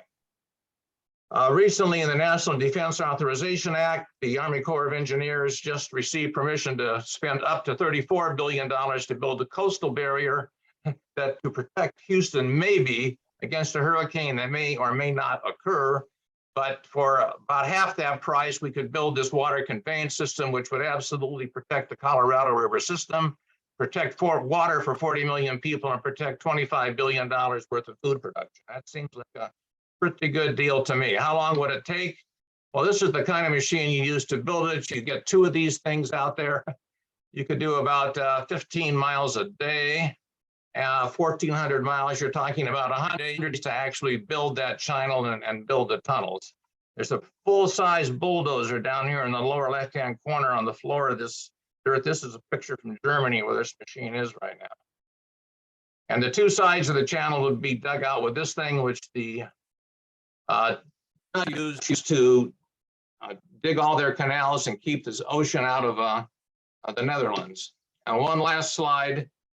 We think nothing of building pipelines to carry crude oil and not natural gas, liquid petroleum products around the country from where it is on the Gulf Coast and on the Permian Basin in Texas and Southern California. We have 191,000 miles of liquid petroleum pipelines in the United States. We need to build a water conveyance system across the United States similar to this that takes water from where it is to where it isn't. And that's what will solve the water problem in the Southwest. And that is what this National Infrastructure Bank can do. And we really want the City Council of Pueblo to pass a resolution supporting this, as many other city councils around the United States have done. Thanks very much. Great. Thank you so much for that presentation. I just want to clarify that staff's direction is going to be the question on the table is to write a letter of support for HR 339, which is the bill in Congress to refund the NIB. Is that correct? Yes. Okay. What questions are there from council? Counselor Flores. Yeah, this last portion dealing with this, this new water, I guess it would this be something that the Board of Waterworks should be looking at? And not this council? Yeah, I think that was just used as an example, perhaps. I think what we're probably going to recommend to council is that council adopt a resolution in support of this National Infrastructure Bank, and it could make those kind of loans if it's saw fit to do so in the future. But yeah, the water project would be more in line with the Board of Waterworks. Right. And there's really no downside to either the city or the state of Colorado. This simply is a different direction to help Southern California, Arizona, Southwest. Just who's going to pay for it? Yes. Yeah. The gentleman, is his name Dan?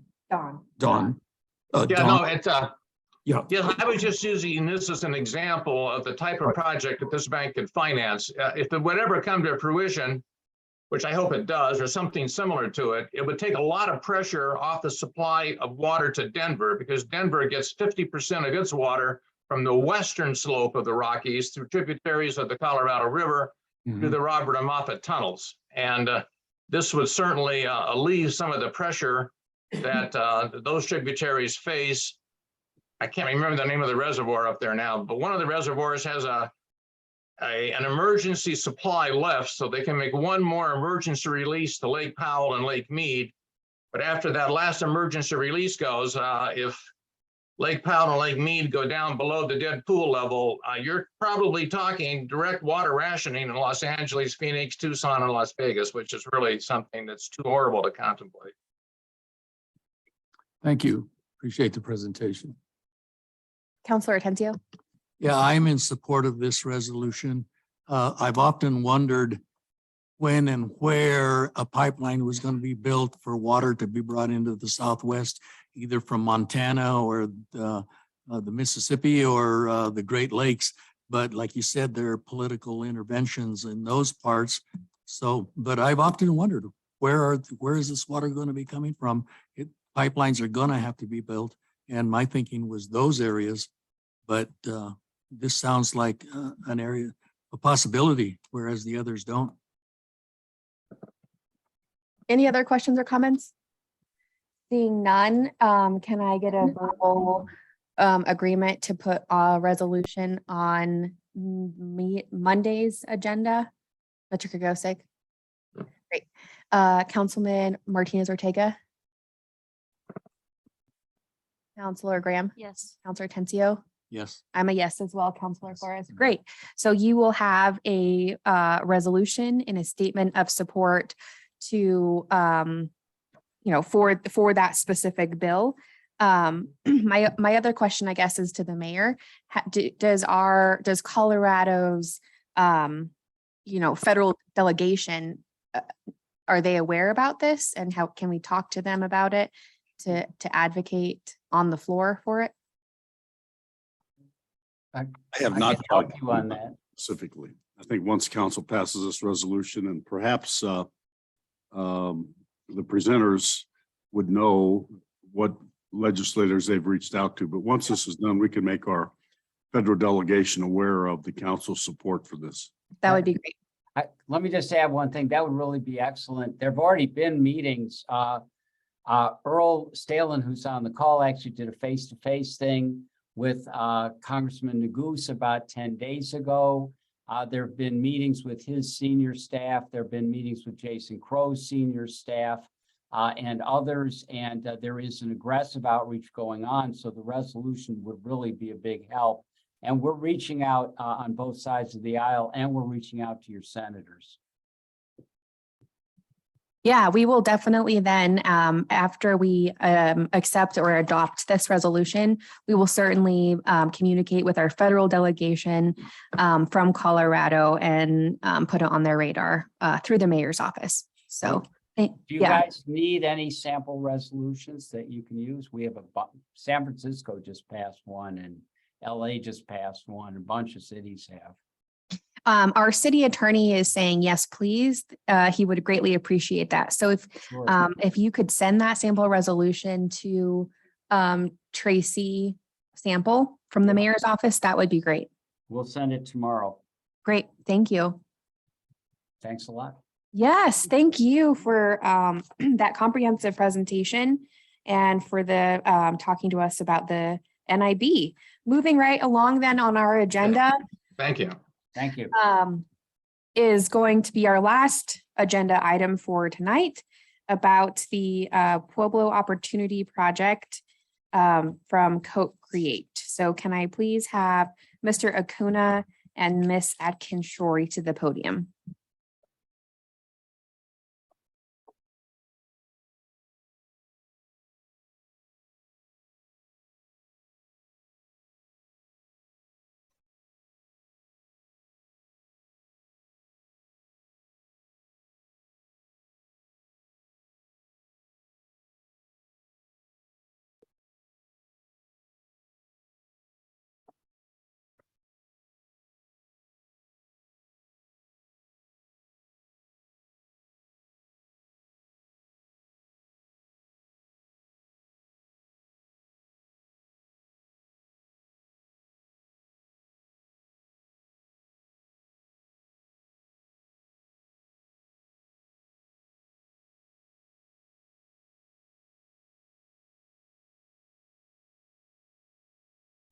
You guys ready? Okay, we'll make it shorter. I promise. Thank you for having us and for inviting us to share with you the process that we've been working on, give you an update, the planning pieces that we've been doing, the key activities to support the Pueblo Opportunity Project, and some of the things that are happening. So we're going to ask that you kind of hold questions. We have like a few slides. We'll try and get through them quickly, and then you can ask all kinds of questions. How's that? We're hoping that we can answer them with what we present. So the Pueblo Opportunity, back one. Pueblo Opportunity Project, we set a lofty set of goals. One is to provide robust, reliable, affordable internet access for every home in Pueblo. Right now, we know that not every home has that. We know that there's lots of reasons, but we know that there's a significant portion of people that don't have internet in their houses.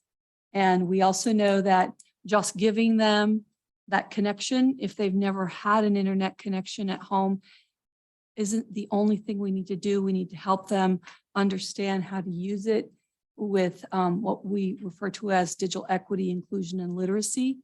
And those are programs that are being encouraged across the country because lots of studies have shown just delivering an internet service to someone who's never had it doesn't really help them understand what to do with it. So we have sort of broken down the plan into about 7 different components, and you can see those on the board up there. The first one is for us to truly understand the need. And go ahead to the next slide. Historically, we've had unserved, and underserved. So underserved may be that they have a connection, but it's not very good. Okay. Unserved means they don't have a connection. So we know that lower income has been an issue. A number of our community, our neighborhoods don't have devices in their home. If any of you have ever tried to write a report on your cell phone, if you're a student, a cell phone isn't exactly the right device to write a report. It's counted as an internet device, but it's not exactly what you would use to fill out a resume or an application. So those are the kinds of things we worry about. We know that the students in Pueblo have about 79.92% of them are qualify for free and reduced lunch. We've looked at poverty rates and we've looked at other resources. The National Digital Inclusion Alliance ranks cities across the country. Pueblo's ranked as the 82nd worst city in the country for broadband connectivity. So the only other city in the Southwest, in what is 7 states, that is ranked higher, meaning less connectivity, is Glendale, Arizona. So in our region, we stand out as not having enough connectivity for our constituents. So we can go to the next page. This sort of shows where that connectivity pieces are within the city. And then the really dark red are unserved, sort of hashtag pinky purpley are underserved. Okay. You want to go to the next slide? This is from the Colorado Broadband Office. And as you can see, any of the pink or red areas in the state, this shows areas in the state that have the highest unserved and underserved connections in the state. So our south region, southeast region of the state stands out for need for broadband services. And this is the first piece. When we look at this, we want to know, where do we rank? How do we talk about our need? And what do we need to go forward to fix this? So this is the first piece that we wanted to do. We also developed an ecosystem, and you can see that this is stakeholders, interdependencies, activities, and outcomes for a successful project. And that's the piece that Saul handed out today. So you can kind of look at it and read it a little bit. We've tried to identify all the types of stakeholders that might be interested in working with broadband, will benefit from broadband, can be a part in helping with the solution. We've looked at activities, we've looked at strategies, we've looked at short-term outcomes and long-term outcomes. So we've developed this to sort of visualize all the different pieces that would be touch points. And with that, I'm going to turn it over to Saul. Okay. Well, one of the key pieces with this piece. Okay, can you hear me? Okay, great. I guess one thing that's key about this handout is that with respect to the overarching kind of framework, when we looked at kind of a project model, what's happening right now with respect to funding, with respect to the infrastructure funding, we needed to look at kind of an ecosystem for broadband. What are our relationships with the federal associations and organizations, the state organizations, the Colorado Broadband Office, local, and to organize that ecosystem as far as resource availability, funding, and the things that need to go into this type of planning. So one of the key components of the plan is the development of the Pueblo Opportunity Project Alliance. The Alliance is going to drive the fact that we need to look at adequate backhaul and middle mile connectivity to support robust connectivity for all homes, businesses, and community anchors in Pueblo and now into the future. Affordable broadband service options. We want to look at what options are going to be available, and we're assessing that right now. The implementation of practices that address digital equity and inclusion and literacy. So, it's really important the fact that if we do, provide the connectivity, our constituents here in Pueblo and the underserved areas need to be able to know what they need to do to use a device, to be able to leverage that with respect to learning. So that's really important. And to develop the programs to address what we need. And so we look at the Alliance. It's going to be driven by digital equity and inclusion. Our approach to that, we're going to have a digital literacy component, a digital navigation component. We need to align with the Affordable Connectivity Program at the federal level.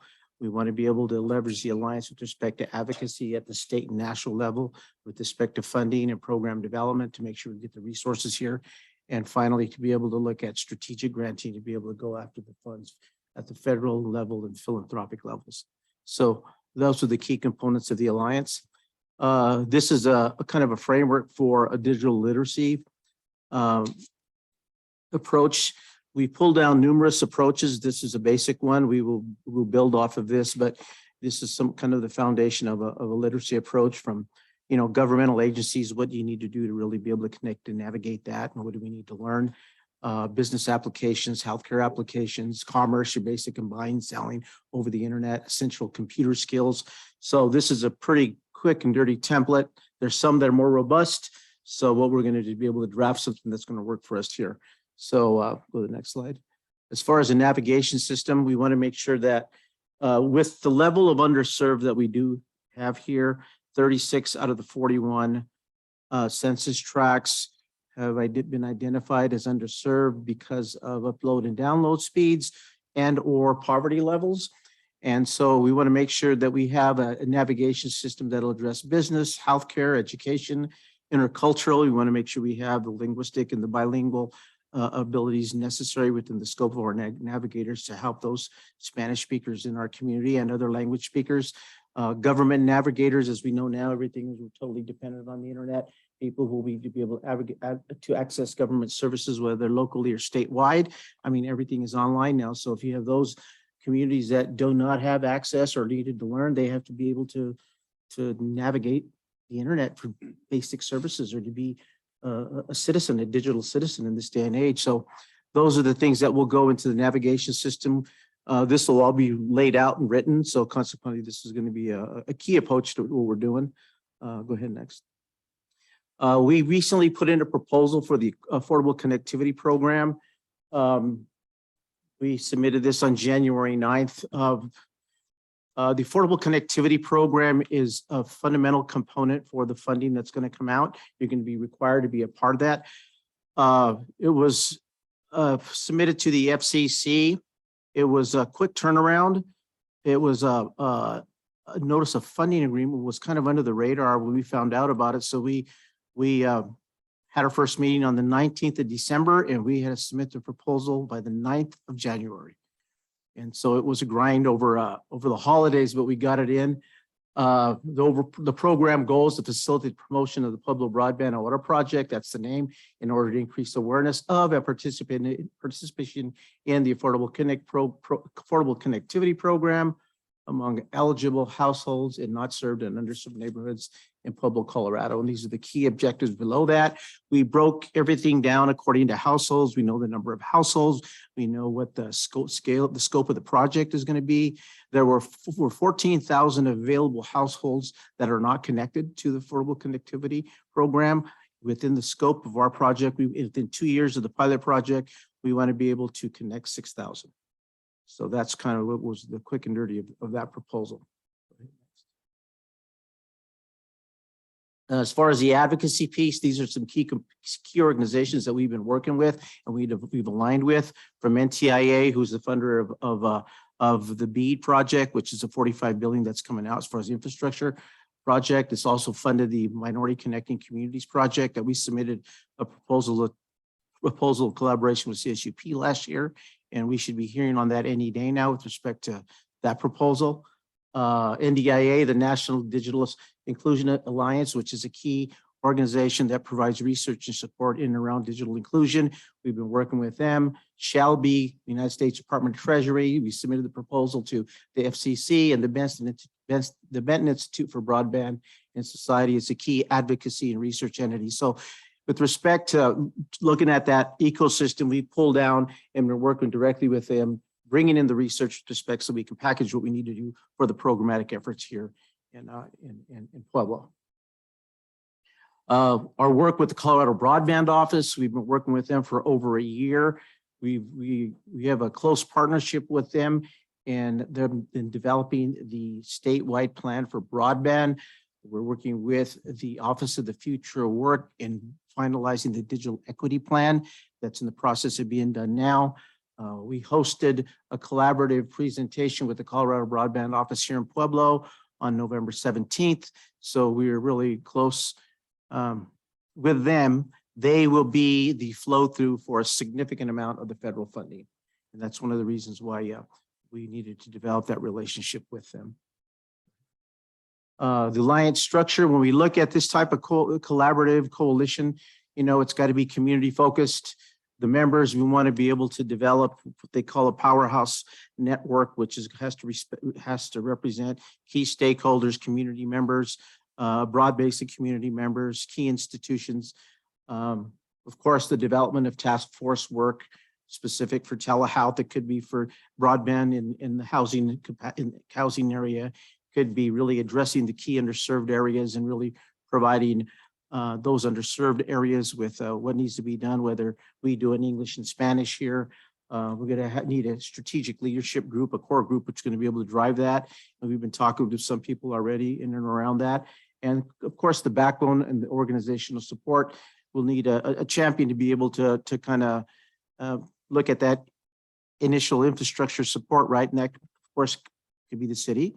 It could be another key stakeholder, but that's what the structure would look like. We pulled the structure down from NDIA, so this is kind of a best practices with respect to what they're looking at. So the next piece is this strategic granting. The next piece is strategic granting. With strategic, when we set up a strategy for granting, because so many of these programs are moving really fast at the state and federal level, we don't always know how they're going to release the requirements for someone to apply. And we still don't. The state is actually writing some of the grant requirements right now for some of the programs. We know what's going to be involved in them, but we don't know if they're going to say it's best to have a city apply, it's best to have library apply, it's best to have whatever. So we want to set the partnerships up now so we can get the best benefit for the city, even if we can't be the applicant. So we want to be at the table as a partner. And so a strategic granting approach says we're working with a lot of different partners, and partnerships are the big deal right now. If you don't have a partnership and you're not working collaboratively, sharing resources, it'll be more difficult to get that funding. So we've tried to set those kind of partnerships and let people know the housing authority, the different kinds of entities that might be also looking at similar kinds of things or have a complementary piece, know that we would be willing to work with them to get connectivity and get support programs to people within the city. So that's kind of the piece that we work with. We don't want to let a grant pass by if we can't apply for it. We want to help someone else apply for it and be a part of that so money will flow through this. That is how the broadband office, the Colorado Broadband Office that we talked about that we've been working with, they will be overseeing somewhere between $500 million and $800 million. So not knowing how they're going to write those grants, we want to be a part of that process. Go ahead with the next slide. That being said, we've identified 3 different models to look at and to consider to make those connectivity pieces, which is one of the first pieces that we have to do. So private ownership of a network, public ownership, which would be the city owning that network, or a collaborative model where we work with some private providers and they do some things and the city does some things. And defining the different pros and cons, understanding those pieces, looking at what works best for Pueblo. That's the piece that we are working towards. And we know that this is a key piece. So overall, the public-private partnership, again, will give us the best bang for our buck. To own and manage a citywide network long-term is a big lift. So maybe there are places that we can partner, and that's something to consider. You may say, that's not what's for us. You may say, this is the best program. You may say, we like a private ownership. That's what you have now. You have you have several different providers in the city. And what you have now, they've developed in certain areas a really good connectivity program. And in some areas, they haven't done that very well. And it's a business model. They can't make as much money. Okay. The next piece is the overarching marketing strategy for it. So the focus of the Pueblo Creek project marketing strategy is to educate and promote the program efforts to focus on digital equity, inclusion, literacy, advocacy, broadband technology adoption, and impactfully communicate the value of public-private broadband solutions for the community of Pueblo. What we've done with this is to develop a framework. A framework is where you can begin to pull down all the research on the left-hand side, develop a marketing communication center, a hub to drive your database, content creation, website and analytics, pop knowledge marketing center, because you're going to have to really continually produce content to be able to drive the messaging. And so we created this. One of the things that was by developing this method, this model, we were able to turn around and provide the content for the affordable connectivity plan. So we were ready to do that. We responded. I mean, we finished the proposal in 3 weeks, and it was difficult. We had a lot in place. So this will be a component of everything, because you have to create the messaging for the adoption of the internet. It's fundamental. The ACP program, this grant program, you had to have partnerships statewide and nationally, and those partnerships will all be around the digital messaging to adopt the internet nationwide. And so that's what's just kind of cool. So it's a nationwide effort.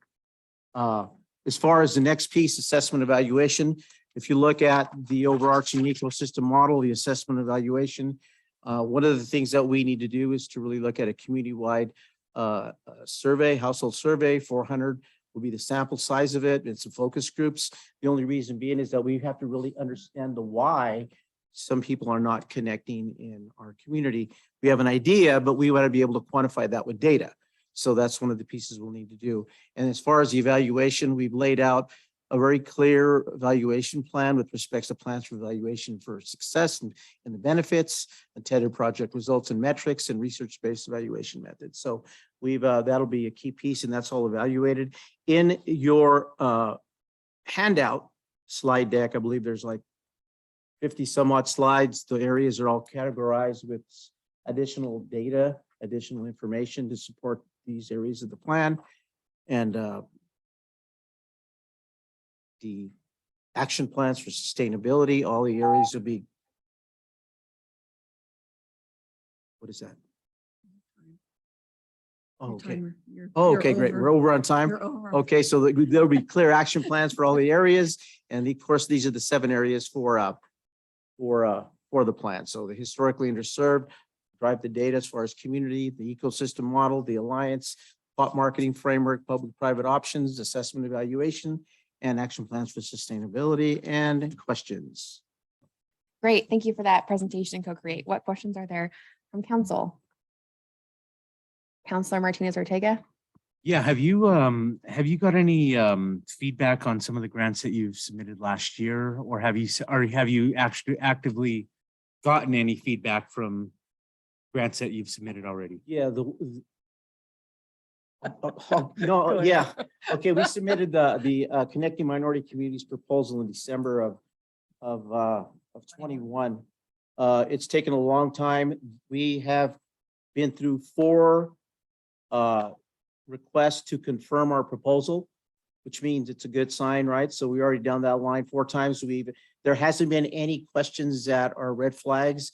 Just clarifying the financial component. In most cases, they're all done. We should be hearing any day now. I really feel really good about it. And so that proposal is just under 3 million. And so we should be hearing anytime. There should be an announcement. And when would that, I'm just, for my own edification, when would that start to be implemented into the community, starting to go out and do the work? I mean, we're As soon as we can get the contract Yeah. signed and get people Yeah. on board. So once we hear, and then we'll have a ramp up period, we should be getting probably a manual from NTIA talking about the program overview and the requirements, the metrics and everything that needs to happen with that, and align the programmatic piece, align with the evaluation, so that this way we have things in place for the implementation and for the reporting for them. So we're waiting on that announcement now. That's great. Thanks for the report. Please keep us apprised. And Counselor Martinez? Vicente Martinez, that the city was not the applicant in that large Yeah. grant. It's just a community grant, Yeah. which we will partner with, but Yeah. we're not the applicant. One of the good things with that grant, from the very beginning, when we had this dialogue with the city, we spoke with the mayor, told the mayor that, we wanted to move forward with this in collaboration with CSUP. The grantee had to go through a minority serving institution, of which, CSUP is an HSI, so they had to be the fiscal agent. So, but there's a strong partnership with the city. Well, and the city and community also benefit from that. Absolutely, yeah. So I That's the, appreciate that. that's the neat thing about this Connecting Minority Communities. It's a community grant. It's not just for what happens on campus, but what happens with students at home for being able to learn at night and their households and businesses in the neighborhood and neighborhood. So we were able to write to the community portion of it, and we definitely will need the city's help with that piece. Great, thank you. Counselor Tencio? Yeah, one of the problems getting connected is the procedure is so cumbersome. I tried to help somebody get on that affordable connectivity program. They wanted all of his Yeah. financials, records, I mean, everything. Yeah. And if they're not submitted, we can't even submit the application. Right. He couldn't get some of the stuff that they needed. So he's throwing his hands up in the air and saying, well, never mind. We're gonna have to help these people Absolutely. get connected because I mean, I could barely help him out, and I'm not that computer savvy in the first place, but I saw how it could be done, but it's just so cumbersome. It's ridiculous. There's two things that I think will help. First of all, statistically, more than 60% of the people that start that application don't finish it the first time, which speaks Bet. to what you're talking about. And then there's a time limit. Yeah, and He's got till we, middle of that's why we February, I work- think. that's why we work with like Benton Foundation and Shelby. They have a voice back to the FCC to say, across the country, this isn't working. You have to make it better. Yeah. There's an organization called Education Superhighway, and they are working to make front ends to make it easier. And the Ahora project will then allow us to have navigators through the city that will be able to go and work with people and sit with them and walk through and use Education Superhighway and other resources. When will we see the first 1,000 people that are not connected? Well, I mean, there's a lot of them out. Yeah, Yeah. well, the turnaround's supposed to be, we're supposed to be hearing something in March, so on the FCC proposal. So hopefully we hear that, but we, like Denise says, we have that digital navigation strategy built in that specifically for the ACP program, so that's Yeah, built if in. we were to get a lot of people connected for the next school year, Yep, yeah, That would be before awesome. then, that would be, Right. that would be that great. would really be good, especially students. Say also, like we'll work with like the public library. I believe they just got a wonderfully Yeah, they had, nice grant for devices. They're working with that component of it. Devices are another thing, yeah. Right, so that's strategic. We have to come together because we can't all, every grant doesn't all come into Yeah. the right spot for us, so we have to share. it's like a big mosaic, right? So we have the Connecting Minority Communities proposal, and that's gonna really impact 200 households, subsidize 200 households for everything from device to pay for the internet, all of that. Okay, and we got with the library just proposed, they're getting 500 devices that are gonna go out and they're gonna rent them out. Then we have proposal to the FCC that we just did for the navigation, which is of course help, right? So we're really starting to we're starting to have some impact with respect to addressing that underserved and those that are not connected. Ms. Solano? Yeah, Counselor Tencio, The $352,000 grant that the city submitted on January 9th, they moved it to review the very next day. So I think they're aligning in Washington to review them quickly. It does come with 4 navigators and a partnership plan to work with the school district to open up schools in the evenings for families and single moms and dads after school to assist. But that is a city grant then. That is one that we applied for. They will be city employees and we were crossing our fingers when we hear.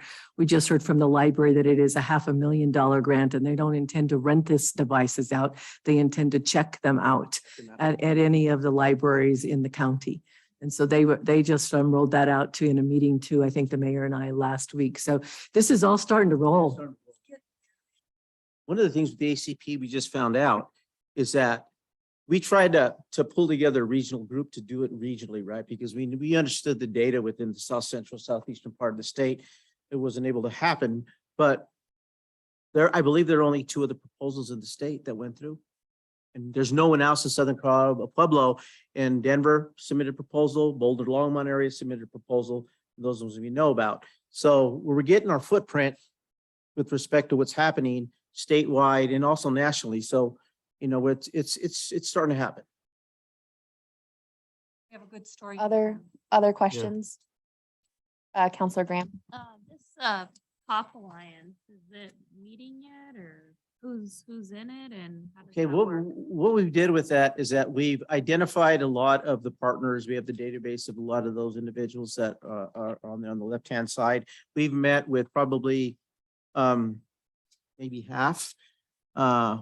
It was kind of challenging because we were stuck between writing the plan and doing the research and everything, and then also doing the thing, right? And so we've connected with a good percentage of them. We have a letter to come out from the city. We have a method to go forward with all of it already. So it's just a matter of finalizing the plan, and then we can be able to mobilize all the other partners to begin to look at that. And that's all part of the plan. So all of that will be in the plan, the process to do it, the database of those key stakeholders that need to be involved, and how we move forward with it. So As a coalition, they haven't met yet. No, we're no, not quite there not yet. as a coalition, we haven't met yet. So When is the timeline for that? I think the timeline right now is for us to finish the plan, and we're very close to finalize that. And that's what we want to do first. And then the second phase is to really look at the solutions with the providers. In doing all of that, I think we can work with the city to maybe target a date that could be, I don't know, I don't want to say it could be March or April, but I think we need to be able to move towards that. A lot of people know about it, so I think it's just a matter of touching base with those that we haven't touched base with, and then begin to convene the group sometime here in the spring. I think it's a good timetable because they're going to be, funding opportunities are going to be coming down the pipe, and we have that in place. It's going to be significant for us to go after some of the larger granting opportunities. Counselor Flores? Yep. Are you aware that Comcast is going to be infusing a lot of money into Yeah. Pueblo, including providing this digital divide, issue? Mhm. And one of the numbers they gave me was that 37% of all unconnected adults cite a computer cost as a reason why they don't subscribe, which is really a big amount. Mhm. 71% of unconnected adults say they're not interested in home internet service. So Mhm. there's some people that just don't want it. Mhm. But are you aware of what they're going to be doing? Yes, at both we meet with Gary Right. quite a bit Regularly, yeah. regularly, and I also track Comcast at the national level. Right. And their approach is to use the cable system, which is a copper-based piece that comes into the house, which is sort of not the fiber piece that's being pushed by a lot of others. And so they are most concerned about people that are not using internet that they could be. Oftentimes that's because of affordability. Typically, that's the piece that studies that have come out of like Benton and Institute for Local Self-Reliance, places like that. it's usually an affordability issue. And, The question about connectivity, it's my understanding that 92% of anyone that wants the internet in Pueblo, the city limits of Pueblo, can get internet. Is that correct? we don't know that for sure. I I think, got that information from Gary. yeah, I Yeah. think providers provide, good information that they have. And I think when we pull down the data from NTIA for all the census tracts, there may be connectivity, but it's the quality of the connectivity. Things have changed as far as what defines connectivity. 25.3, if you don't have 25 down and 3 up, you're classified as not connected. If you do, and some people think, well, I'm connected. Well, no, now underserved, if you don't have 100 megs down and 20 up now, you don't reach that, you're classified as underserved. And that's coming out of the CBO, right? So if you're above 120, then all of a sudden you're classified as served. So the data that drove the 36 underserved census tracts in Pueblo is the fact that they did not have 120. Okay, so they below that. Some close to 120, some lower, some areas in the red area are really low. You have a tract in the east side that has 45% of the population on the track. The east side is not connected. You have another tract at 42% in Bessemer that's not connected. So you have significant counties that have significant percentages of not being served.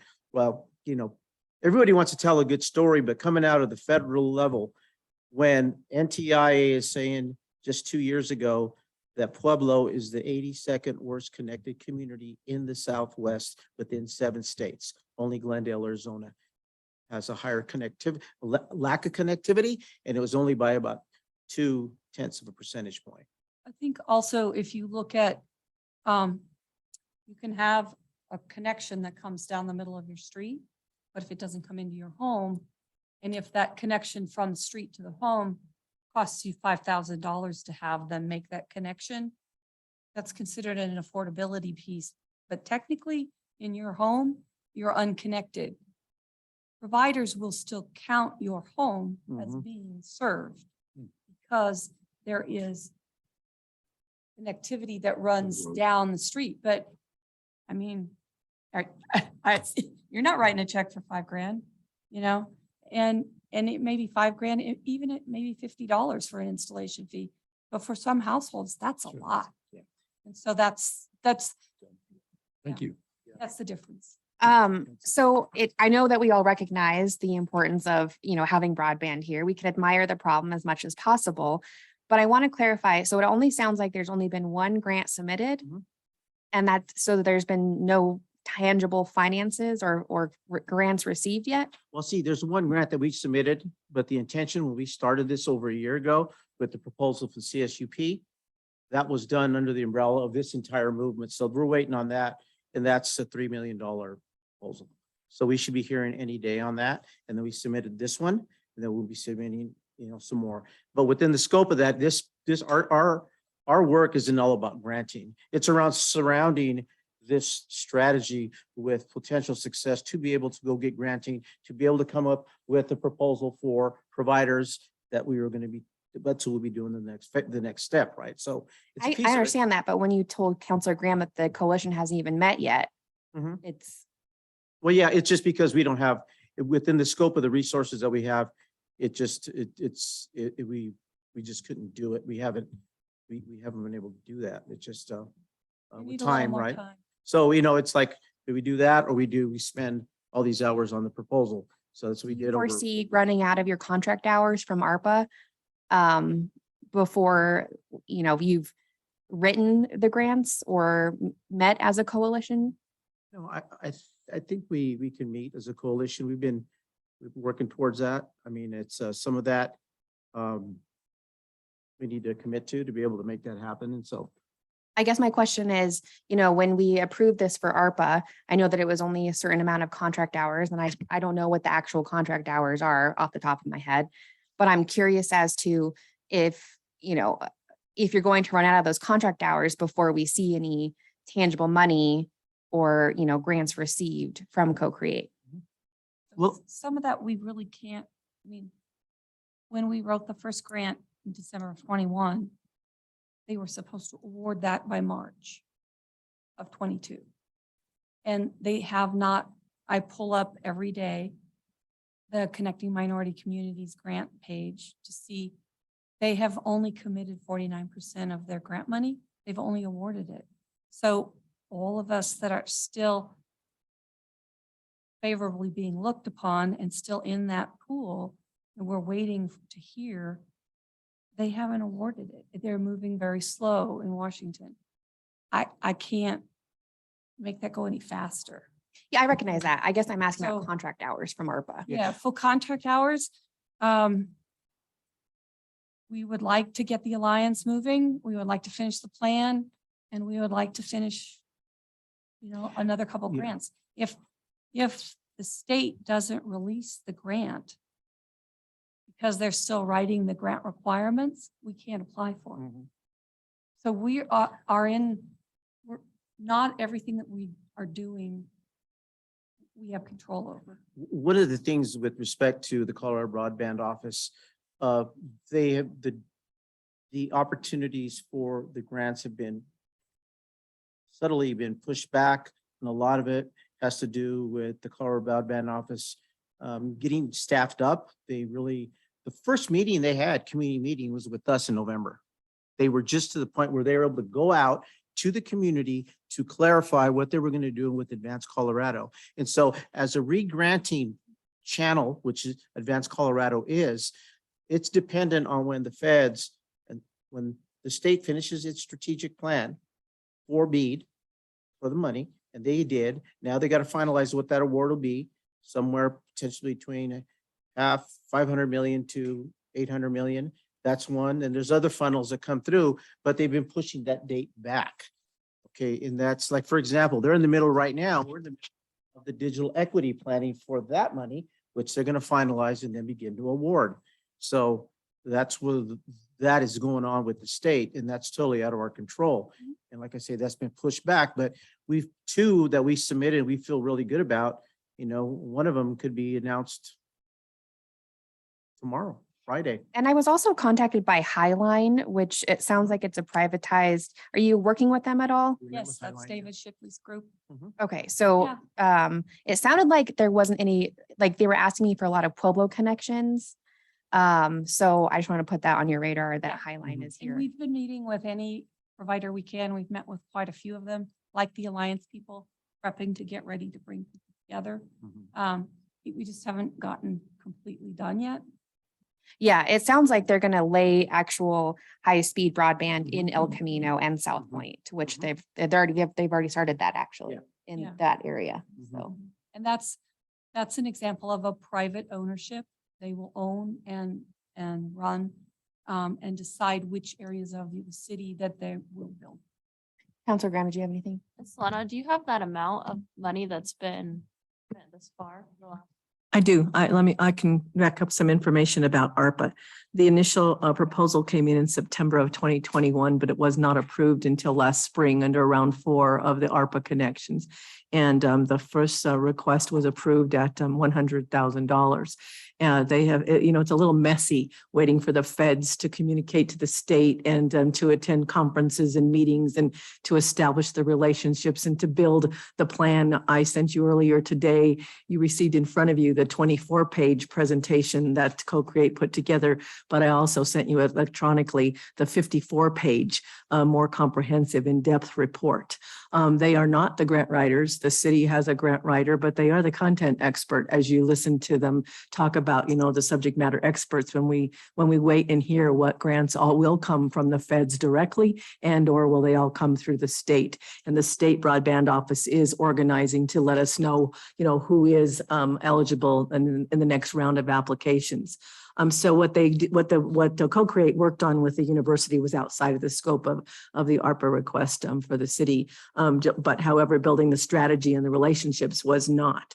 So you have met individually with many people in the POP plan and the alliance. And part of the alliance is getting the city then to host the groups that will be coming. So out of the $100,000, in your report that we submitted in January of 2020, well, just last month, in your ARPA report, there was 57% of the 100,000 that had been returned in invoices. And then we do have a January invoice that was paid and a February one that just came in today. So our accounting office, and I bet Alex is on Zoom there will be $28,318 left after the payment of both the January and February invoices. And there's work still to do, but the plan was to evaluate after that first $100,000 look at what was accomplished and what's left to be accomplished, or what are the next steps.